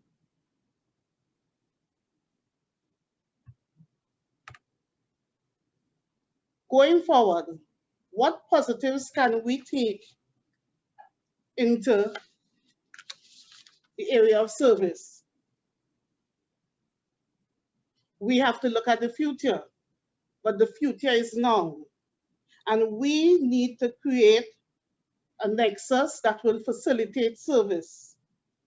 We, as Lions, we have to reach out, make more connections, and seek to widen our pool. We have to look for and build on strong partnerships with other businesses and organizations with similar goals to ours. We have to look at new strategies and solutions for serving, and those strategies and solutions should be practical. We have to keep in mind that when we are going to the table to form partnerships, that we know our community, that we have possible solutions, and that we are willing to collaborate. We have to keep in mind that individuals represent organizations, that we wear our vest, we wear it with pride, that we protect our brand, and that people take us seriously because we are coming from not just a club and a zone perspective, but we are representing an international organization. We must be mindful of funding. Whether we are partnering with the Village GOSA a religious organization, a government agency, or a multinational corporation, we must have an idea of the cost of our projects, and we must realize that we cannot expect 150% funding if we don't have anything to give in return. We must also respect the fact that people's pockets have limits. And yes, we want collaboration and we want the partnership, so that we must be willing to bring something to the table also. Successful partnerships and collaboration require that we follow up, that we do follow up. We write our letters, we send our emails, we make the phone calls. And if more information is asked of us, we provide that information and we provide it in a timely manner. We also need to realize that we must say thanks and offer recognition. We thank our members, we thank our partners, we thank them physically. And when I say physically, I mean by a phone call, but we also follow up with email and perhaps send a thank you card, a written thank you card, expressing our gratitude for what has been done for us. As we move into the future, we keep in mind, because we are a service organization and that we are volunteering, we need to keep members involved. Inspirational servant leadership is critical in making sure that we have successful projects. Leaders guide membership, and members expand on service, and service is what we are about. For me, I think that the most important ingredient of the service journey is that membership be motivated, committed, resourceful, reliable, and dynamic. We need members who will rise to the occasion and become involved, even when we have unplanned circumstances, as in the case of what happened with the Sufe volcano erupting last month. Membership must buy into the projects, because the projects belong to the club. The projects do not belong to the president or the service chief. So we have to promote a feeling of inclusion in decision making, and a feeling of inclusion when it's time to go down in the trenches and do the extra work. To me, I repeat, I think that membership is critical, is a critical factor as we move forward in successful service delivery. So the way forward, post-COVID, as Lion Marilyn said, can you imagine when we do not have all the restrictions that we currently operating under? We've been operating under restrictions and we have been able to serve. So what's going to happen post-COVID? COVID has taught us that we need to be flexible. So we're going to continue to be flexible and we're going to adapt even more. COVID has taught us that our communities have changed and that we have new types of recipients of our services. COVID has made us move from face-to-face to virtual information sharing. This convention is a perfect case in point. All the webinars that we've been having are other examples of how we have been sharing information and reaching a wider audience. Definitely the way forward. COVID has taught us that we had to find new fundraising ideas, because fundraising drives service. And people have been coming up with ideas, novel ones, in order to make sure that they can meet the needs of their community. COVID has taught us that we need to continue to build and create more partnerships as we go forward.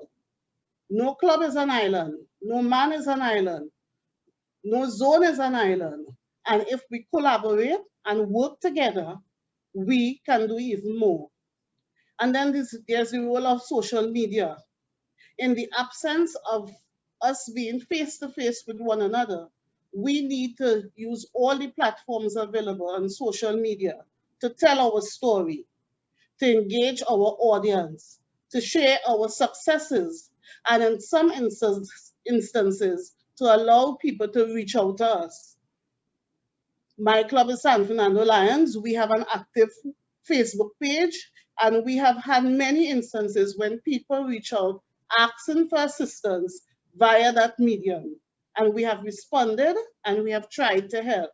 So I want to suggest to the clubs that may not be on the social media to please make an effort, because it is one way that we are going to engage the people that we need to serve. And you see that I've put again, the way forward post-COVID is continued inspirational servant leadership. Because as I said, I think it is critical. Leaders guide membership, I'm repeating for emphasis, and membership expands on service. As I look to wrap up, I have listed a few service projects that we can undertake. We can learn and teach sign language.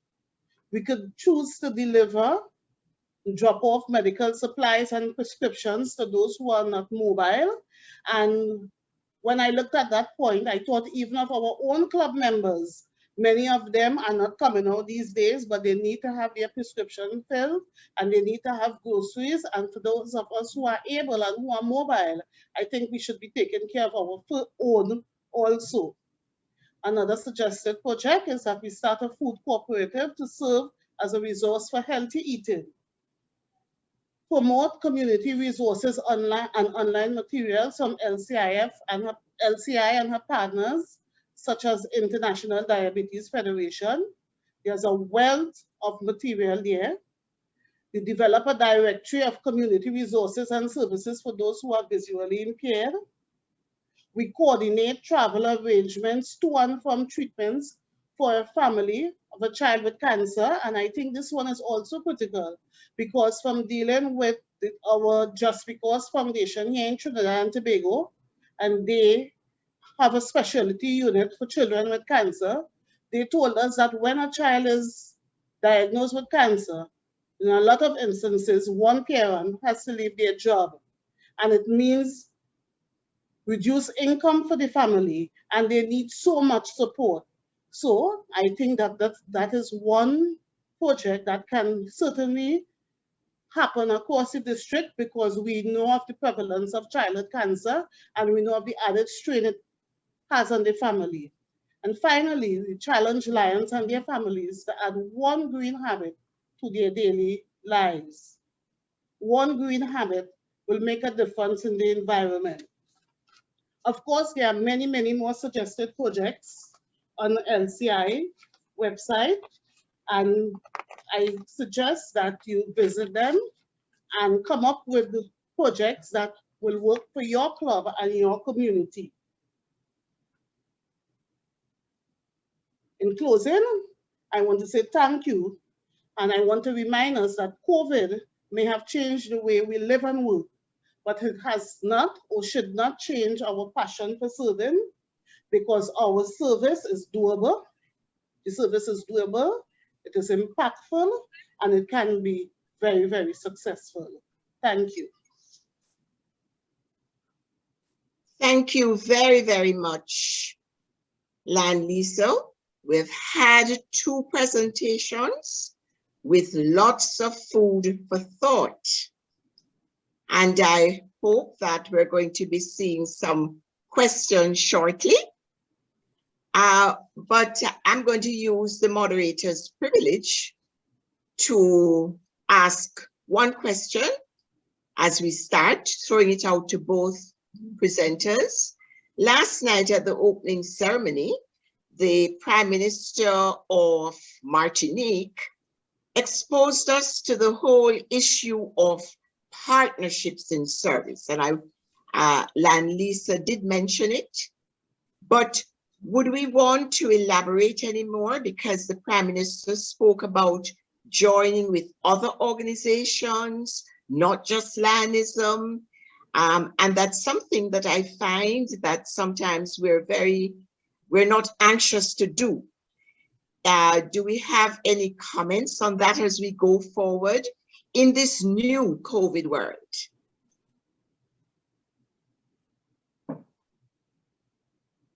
Either presenter.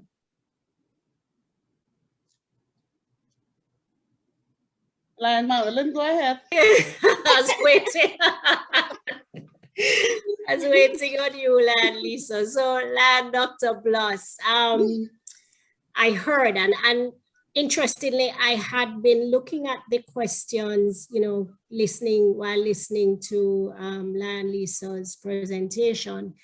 There's a question in there from Lan Nisha Thomas, and hey, Lan Nisha, shout out for the New Voices team. Hi. I saw a question from Lan Nisha that asked, what steps can club make to connect with other service organizations and or business? She asked specifically for some examples. So this ties back to the whole partnership and how it is that we can go about, you know, creating and building upon that. And I know when you mention other service organizations, my home club, for example, and I've heard of it with other clubs across the district and even, I mean, across, is there are projects that we partner with Kiwanians. You might look at them and think that they are our competitor, so to speak. But I mean, at the end of the day, we're all here to give service. So we have had several projects with Kiwanians. We've had projects with the lay magistrates that are here. And I don't think that's unique to our club. So I think that happens. So Lan Nisha, fellow Lands, I think it's just a matter of us making the connection. There, you'd be surprised who in your membership knows who. And it would be just a matter of reach out. You would know somebody who serves in another service organization. Just call them and say, hey, you know, we could knock heads and we could do this. Our service impact would be much, much greater when we come together to do it. The other aspect of it as it relates to business organization, why, you know, in this economic crisis, it gets tighter when you just give a cold call. It works sometimes, you just write lessons and maybe one will connect. But I mean, I don't want to put a stats on it, but I would say 8 out of 10 times, it helps to have a connection. So you build your network. You would be surprised. I know we heard about learning, past international director spoke about the skill sets that resides within your club. The skill sets also extend out to who you know, who your members know. And I can tell you, and I've seen it in my club as well, if you have a connection with a business organization and you state your case, it gets personal at that time. And likely you will get partnership and collaborations from them. So that's really the way to go, or that would be my response to that. Thank you so much. Before Lan Lisa comes on, let me hasten to correct my mistake that the Prime Minister last night, of course, was from St. Martin and not Martinique. So please forgive me, all the people from St. Martin. I'm hiding. Okay. Thank you. Lan Lisa? Thanks, Lion Blossom. To build on what Lion Marilyn has said, connections are important. People see you, they see what you are doing. And connections are important, but a level of credibility is also important. As I said, we represent organizations and organizations don't represent us. When you're working and you're working sincerely, I always put value on the human element. When you're working and you're working sincerely and you are trying, you will get help. You will get help. As Marilyn said, Lion Marilyn said, we don't know who other people know. In the same breath, we don't know who's looking at us. I have had experiences where people, because of the work they saw us doing at San Fernando, they called us and offered assistance. They called us and asked what it is we needed. How could they assist? And that has worked more than once, more than twice in our club setting. From my personal experience as being a community worker, I know the value of hard work showing hard work as a lion, and showing hard work as a community member. And I have had experiences where people have suggested, listen, if you want help, go X or go Y, and they will listen to you. Of course, when you're going X or you're going to Y, you are not going ill-prepared.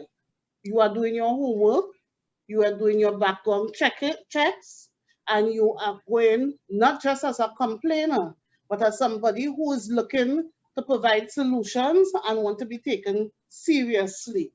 And your word is your bond. But I repeat, it is good that you know people, and even better when people know you. Absolutely. Are there any questions in the chat, Lan Wendy?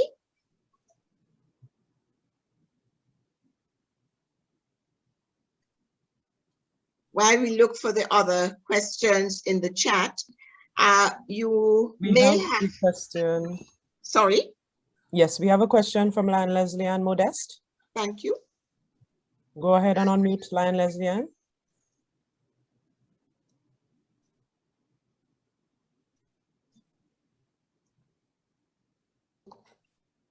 Okay, while she does that, let me read one of the ones that came in the question and answer segment. What steps can clubs make to connect with other service organizations and business organizations? We just had that question. Oh, so they sent it twice. Okay. All right. Sorry about that. Post-COVID community reassessment is critical. What tool can be employed to undertake this assessment?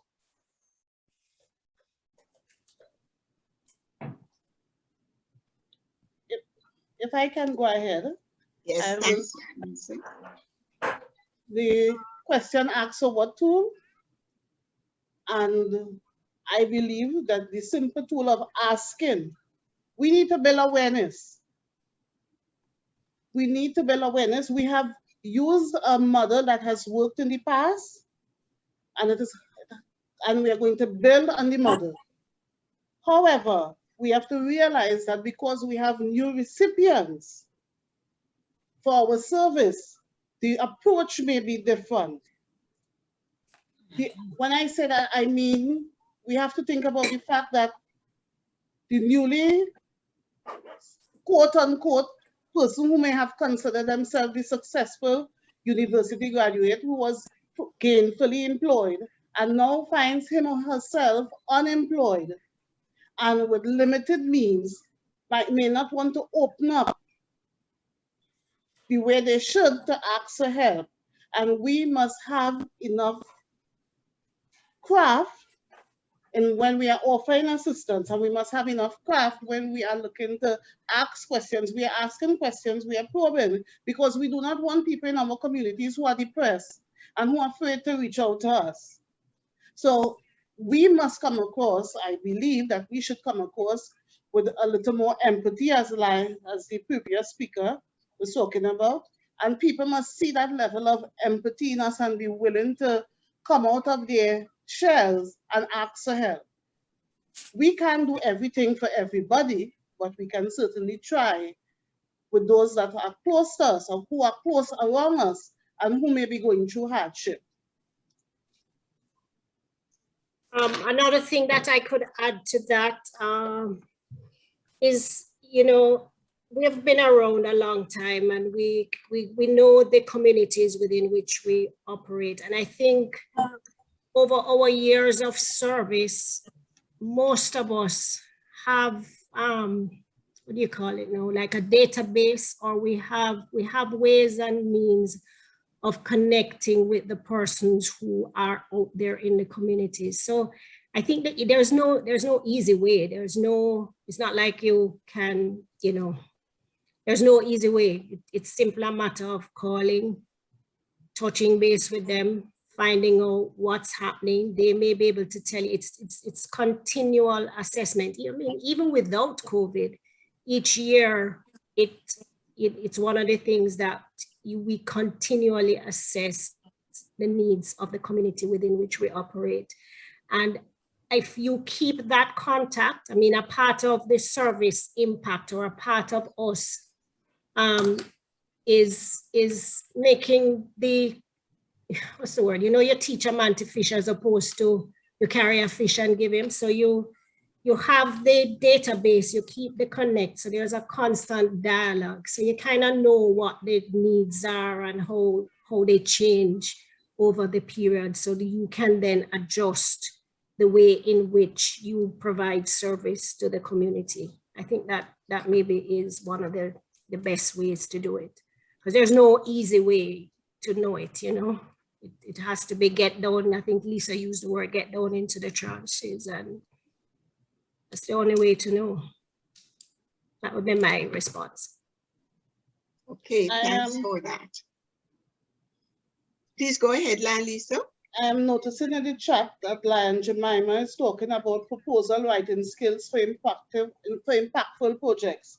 And that is one thing that I agree with 100%. If you want to be taken seriously, you have to come across as serious. We have to dot our I's and cross our T's, and we may operate at different capacities. Does not say that we have to know everything, but if we are going to come up with a proposal, if we are going to do a proposal, please get the help if you do not have it. Please get the help, ask those who do have the capacity, and send off your correspondence to whoever, that when they read it, they must see that you know what you are talking about and that you mean business. So I think, yes, we've been having a lot of training over this past year, but one thing that we have not touched, or at least I haven't been in a training where targeting writing skills has come up, and probably that's something that we can do going forward as we seek to build more partnerships. Yes, thank you so much for that. Somebody wrote in the chat 2 minutes ago that we need to make sure that our members are fine. And I don't think we could have this panel discussion without mentioning that it is clear to us that the pandemic following COVID is going to be a pandemic in deteriorating mental health. And I really think that Lions, is that something that we should really start looking at, starting within our own clubs, looking at projects we can do to help those people. Isolation causes a lot of problems. And we now also know that the disease itself causes mental health issues. So, and we know all the other social issues which contribute to the to mental health issues. So it's something that I think we could be creative and start putting on our agenda, and we can look at ways and means. My panelists can help me. But while you think about that, the last medical meeting I went to, we found that there was an increased incidence in liver diseases secondary to alcohol, okay, over the past year.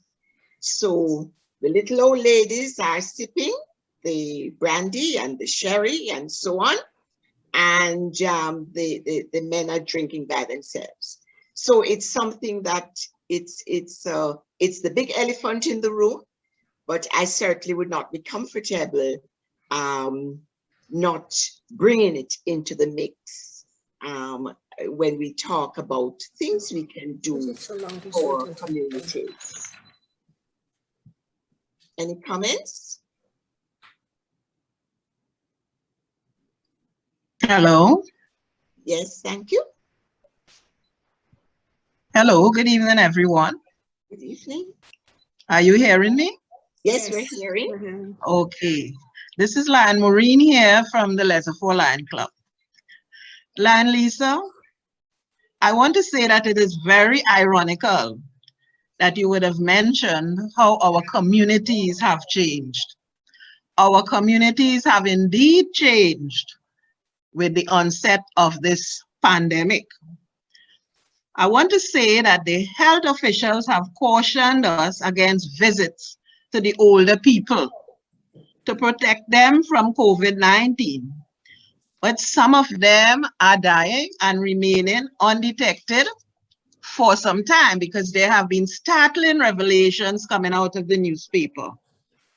Now, we know that the elderly like to live in their own home. They don't like to move and go anywhere.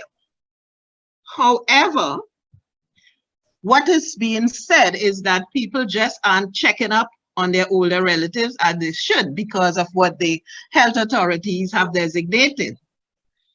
And as people are being advised to stay at home, senior citizens who live alone, they sometimes have no one to care for them, to look in on them. They may be having to take medications, and because they don't have COVID, but may have diabetes, mellitus, hypertension, or some other health issue. So what I'm saying, I'm glad that that came up because that has been bugging me for some time. What is happening in the communities with those elderly people, and what can I do? And I always say this is one time when my husband told me to learn to drive, I should have done that because I know that is one specialty I like, the elderly and children. So you mentioned about having a database, and what I would like to suggest is that perhaps a few clubs could get together in the zone or region, and perhaps we can formulate a database and divide it into areas where Lions can go and make themselves responsible for checking in on these elderly people. So that is my contribution. Thank you very much. Thank you, Lion Maureen. We are checking in on elderly, but we also need to check in on our own fellow Lions who are elderly and who choose to live alone. And there's value in picking up the phone and calling and saying, hello, how are you? What are you up to? What do you need? How can I assist? It might take 2 minutes. In some cases, they might hold you in a conversation and it will take a whole half an hour. But people, we are social beings, and they have mandated social distancing, but physical distancing is important also. And we need to make sure that we do not leave people isolated. Absolutely. We do not need to leave people isolated, and it goes back to empathy. As Lion members, whether we in our club or we have families, we all have phones. If you don't want to use Samsung Notes, then write down people's name and their number in a book, and one evening per week, make a call and check up on people, and you will realize how valuable that simple moment, that simple 2 minutes, that could make a difference in so many people's lives. Yes. So I guess we can try that. Yes.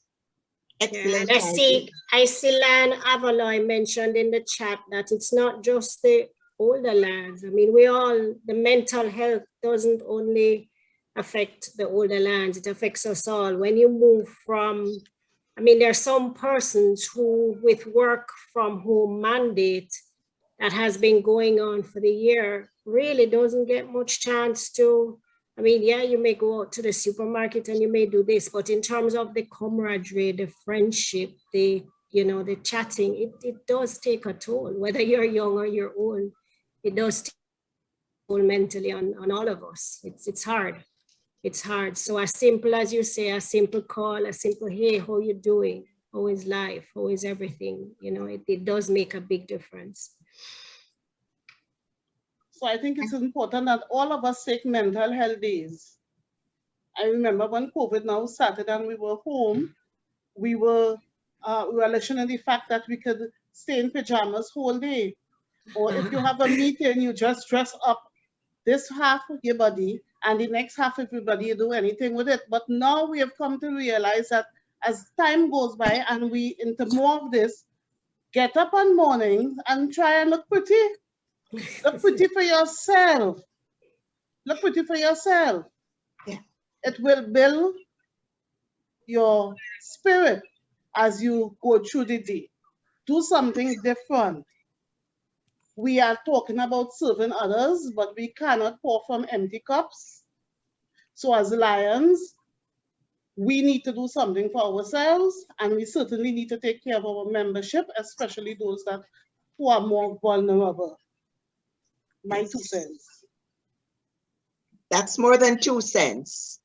Get up, dress up, and walk around a little bit. Little exercise too, eh, Lisa? Yes. So do we have any more? We're coming down to the end now. Any more questions, comments? Yes, there are 3 questions. I'd like to read the first one for the panelists. For clubs with mostly senior Lions, how will these clubs be able to continue serving, noting the challenges and the risk for senior Lions during the pandemic era?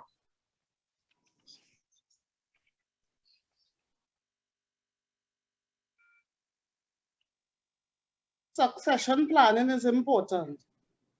And for the clubs with the senior Lions, unfortunately, for whatever reason, because they did not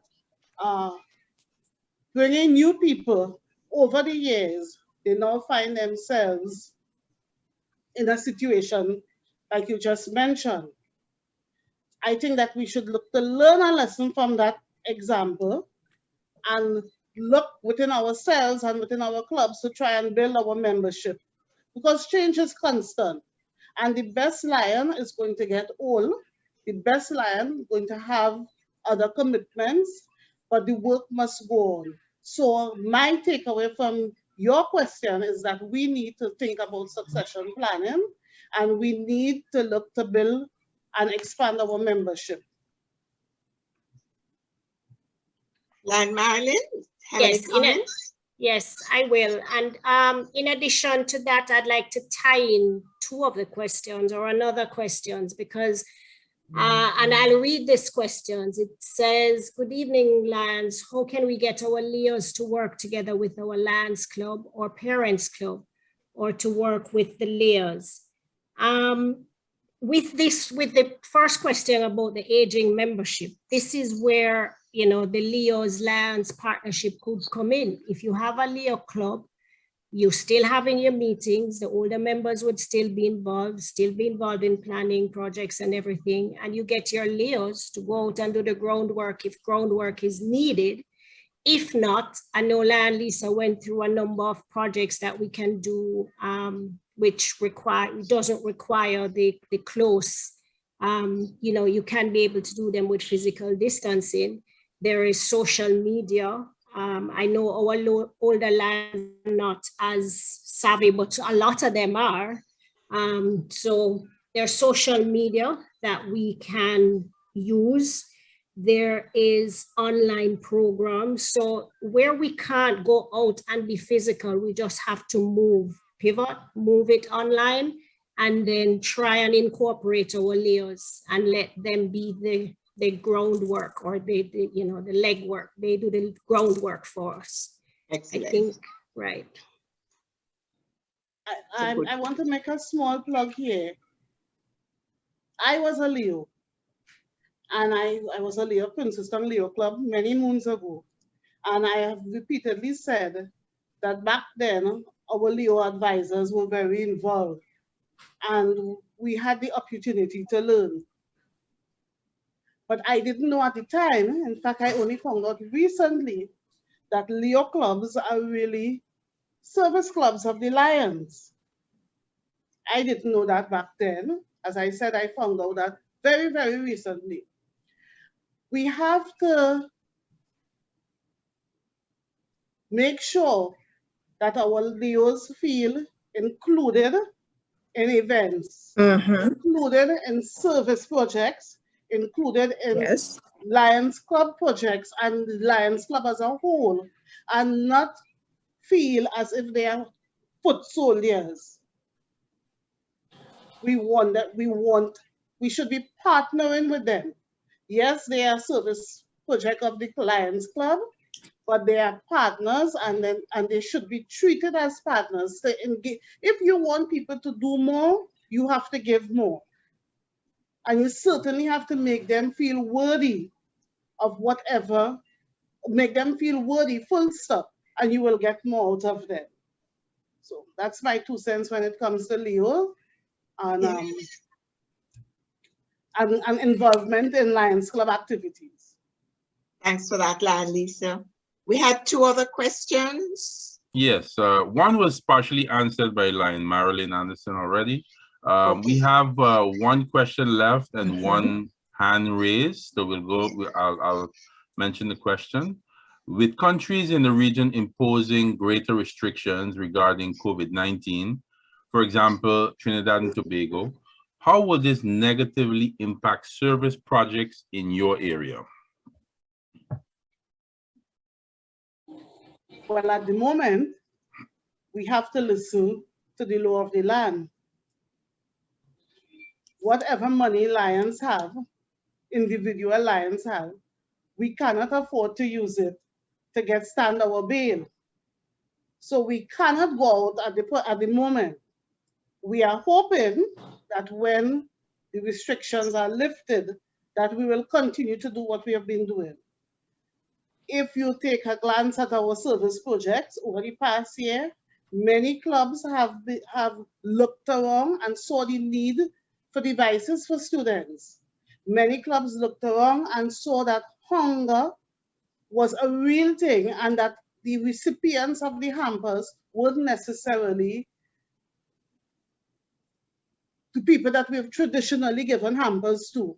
I think in most instances, all of our hamper projects have increased. We have had to, in many instances, I know in my club, yes, we had fundraisers, but we also had members dipping into their pockets in order to make sure and fulfill the mandate of serving.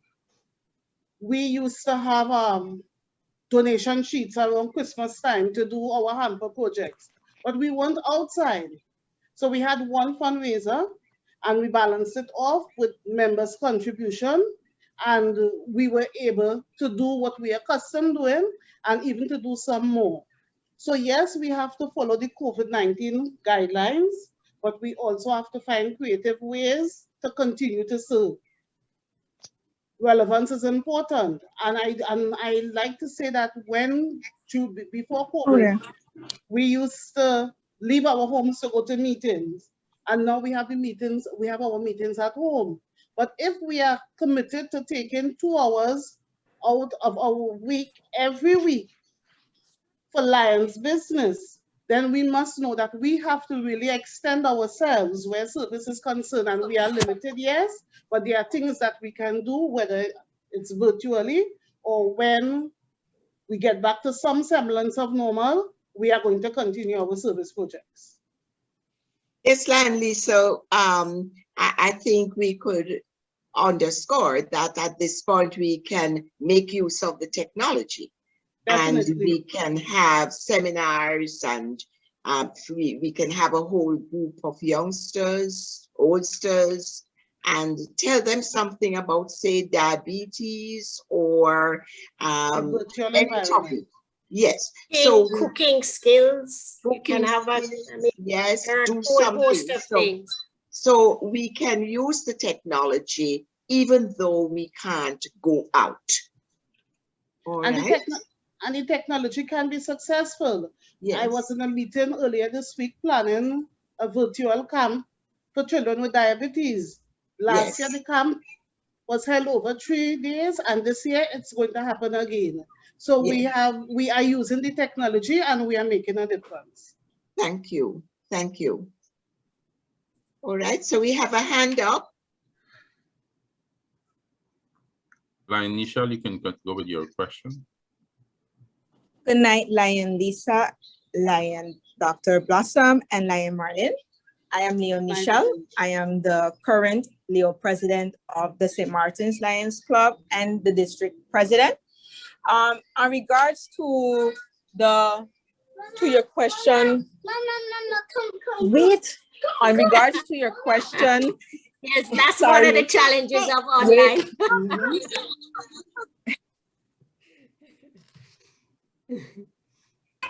Sorry about that. You guys spoke about Leos.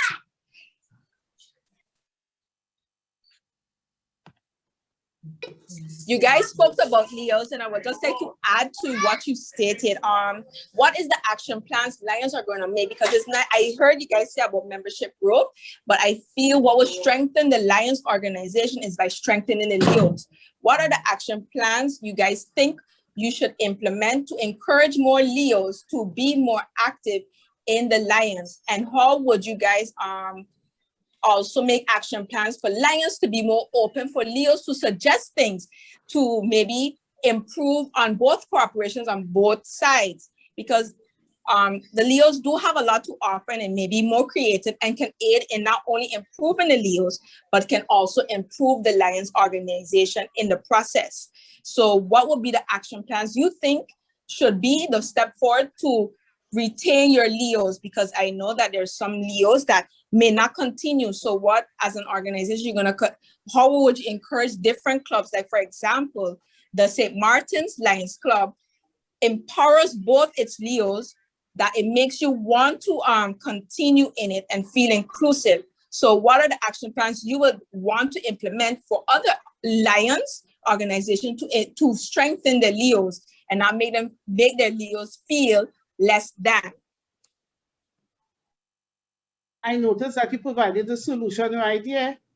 You said that your St. Martin's Lions Club make the Leos feel included. Inclusion and collaboration is the way forward. Absolutely. You give people a sense of power. You give them a say in decision making. Decision making, I was going to say that, and involvement. And involvement. Yeah. You have your answers right here. What we now need to do is spread your solutions around the district. Yes. Multiple districts. Mm-hmm. Yes. Thank you so much. Are there any other burning questions? Yes, there's a question from Lion Avaloy Forbes. Yes. Lion Ava, you can go with your question. Thank you. I chair Dr. Blossom Angley Brown. I have a comment really, and it's to a statement that Lion Marilyn made and then a response from Lion Lisa. And I just wanted to clarify. In relation to Leos being frontliners and we have older Lions, I agree to both of your points. Lion Marilyn mentioned that, you know, they could become very integral in terms of the operations between Leos and Lions, and it gives an ability for partnership between the Leos and Lions. But I also understand Lion Lisa's point of view. But what I wanted to add, that within service in my club, where there are a lot of senior members, but there are also a lot of young members, at some point, you will need to broker between either your Leo club or your younger Lions and your older Lions, a relationship of how you're going to operate during COVID-19 or the pandemic. In our case, in downtown Kingston, the senior Lions are research and development teams and planning, and the younger ones are the implementation. We're more implementation focused. So the Leos, Lime Key Cyber Leos, and the younger Lions of downtown Kingston are the ones that are on the front line. We're the ones doing the physical dropping off or distribution. But our senior Lions are integral into the aspect of the think tank and the research and development. So there are ways in which you can broker the relationship between the young Lions, the Leos, and the senior Lions, so that nobody seems as if they're being exploited, but they're actually being part of the solution. Thank you. Very good point. Thank you. Any comments on that? Or? That's a I good think point. we can agree. It's a very good point. Thanks, Lion Avaloy. Okay, are there any other burning questions? No other questions in our panel or hands raised. All right, thank you so much. Well, the night is getting on, And I think we will have to wind down now. So participants, as we close the evening, I know that you would like me on your behalf to thank the presenters for their most informative and interesting presentations.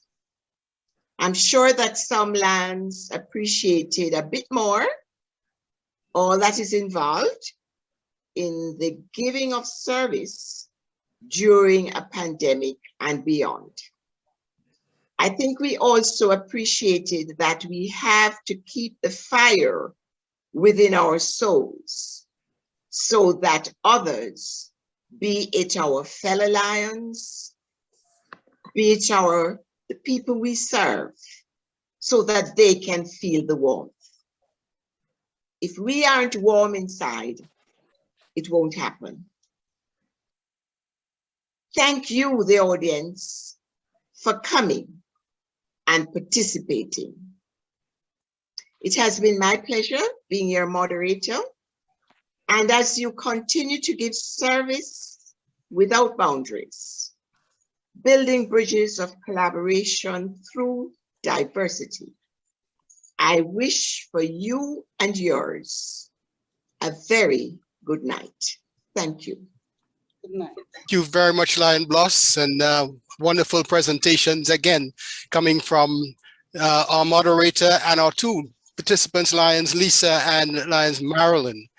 Let me quickly say that we started off talking about service projects and service during and post COVID-19, and this discussion took us in several different places. We spoke about membership, we spoke about Leos, we spoke about fundraising, all these things, and very, very, very good questions. Like Leo Nichelle, I hope I'm getting from St. Martin, Leo Nichelle spoke about the Leos and what they're doing in St. Martin. I want to remind all of us that Leos will be a topic for discussion tomorrow. Starting, let me just check starting at 10 to 11 tomorrow, Leos and investment in our future. Great discussion, and some of these things will be carried on. Some of the same things that's being raised here tonight, I'm sure will be discussed by the panelists also. There was also a mention of project proposal writing, if I recall correctly, and I do recall that on our side, on my side in Trinidad and Tobago here, we did do a project proposal writing program for one of the clubs in Trinidad and Tobago. So it's something that can be considered to take to a wider type audience, and I'm sure we will look at it going into the future. So that's something I want to also look at as the MD4 leadership development. So today we had approximately, on my recall, some 222 participants joining us tonight. Fantastic audience. In the audience also, and I also want to take this opportunity before I wrap up this session, and don't go after quickly because we have some entertainment following the session. So I want to recognize the following individuals who I'm seeing, and I'm seeing a different view from most of the participants. But in my view, I would like to recognize past International Director Lion Nicklin Moore, who's with us tonight, our Council Chair Lion Denise Forrest, District 60B District Governor Lion Maureen Graham, and also 60A District Governor Lion Denise. And we have District Governor-elect from 60B, Lion Claudio, District Governor-elect from 60A, Jerry Hoffman. A District Governor-elect from District 63 is here with us also tonight, Gloria Kingston. Gloria, welcome. And we have one of our second VDGs, Lion Shabiki Kazabon, also on with us. And that's what I'm seeing, and I'm sure there are many others also involved in the discussions tonight. Stay tuned tomorrow. Be there early. We start at 9:45 a.m. with a video greeting from our international president, followed by a session on Leos and investment in our future, starting at 10. And that will be followed by a session on membership. Let's take a good look at membership and sharing some facts on where we are and action steps going forward. That was some of the questions I also heard tonight. And we will close off the day with a session on gender parity. And that will be an interesting session also. I had an opportunity to chat with both presenters and the moderator, and be prepared for a very interesting discussion closing off our workshop sessions tomorrow afternoon.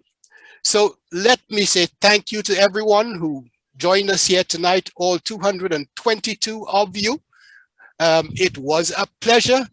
Had some very interesting presentations from what I heard and what I saw in the group chat. Compliments to all our presenters and our moderators tonight. It now gives me great pleasure to turn you over to the entertainment side of tonight and invite DJ Deli, who I understand will be providing us with some entertainment. So IT folks, are you ready for DJ Deli?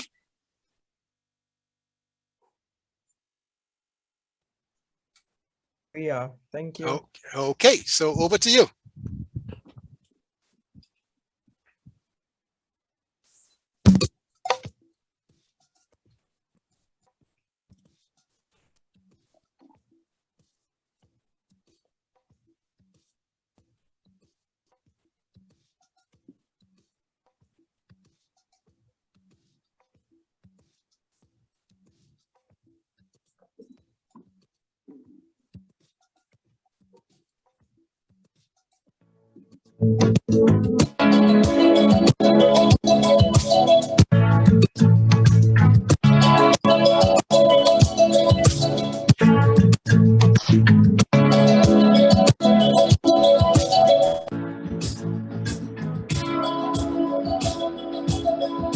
I hear the drums going tonight.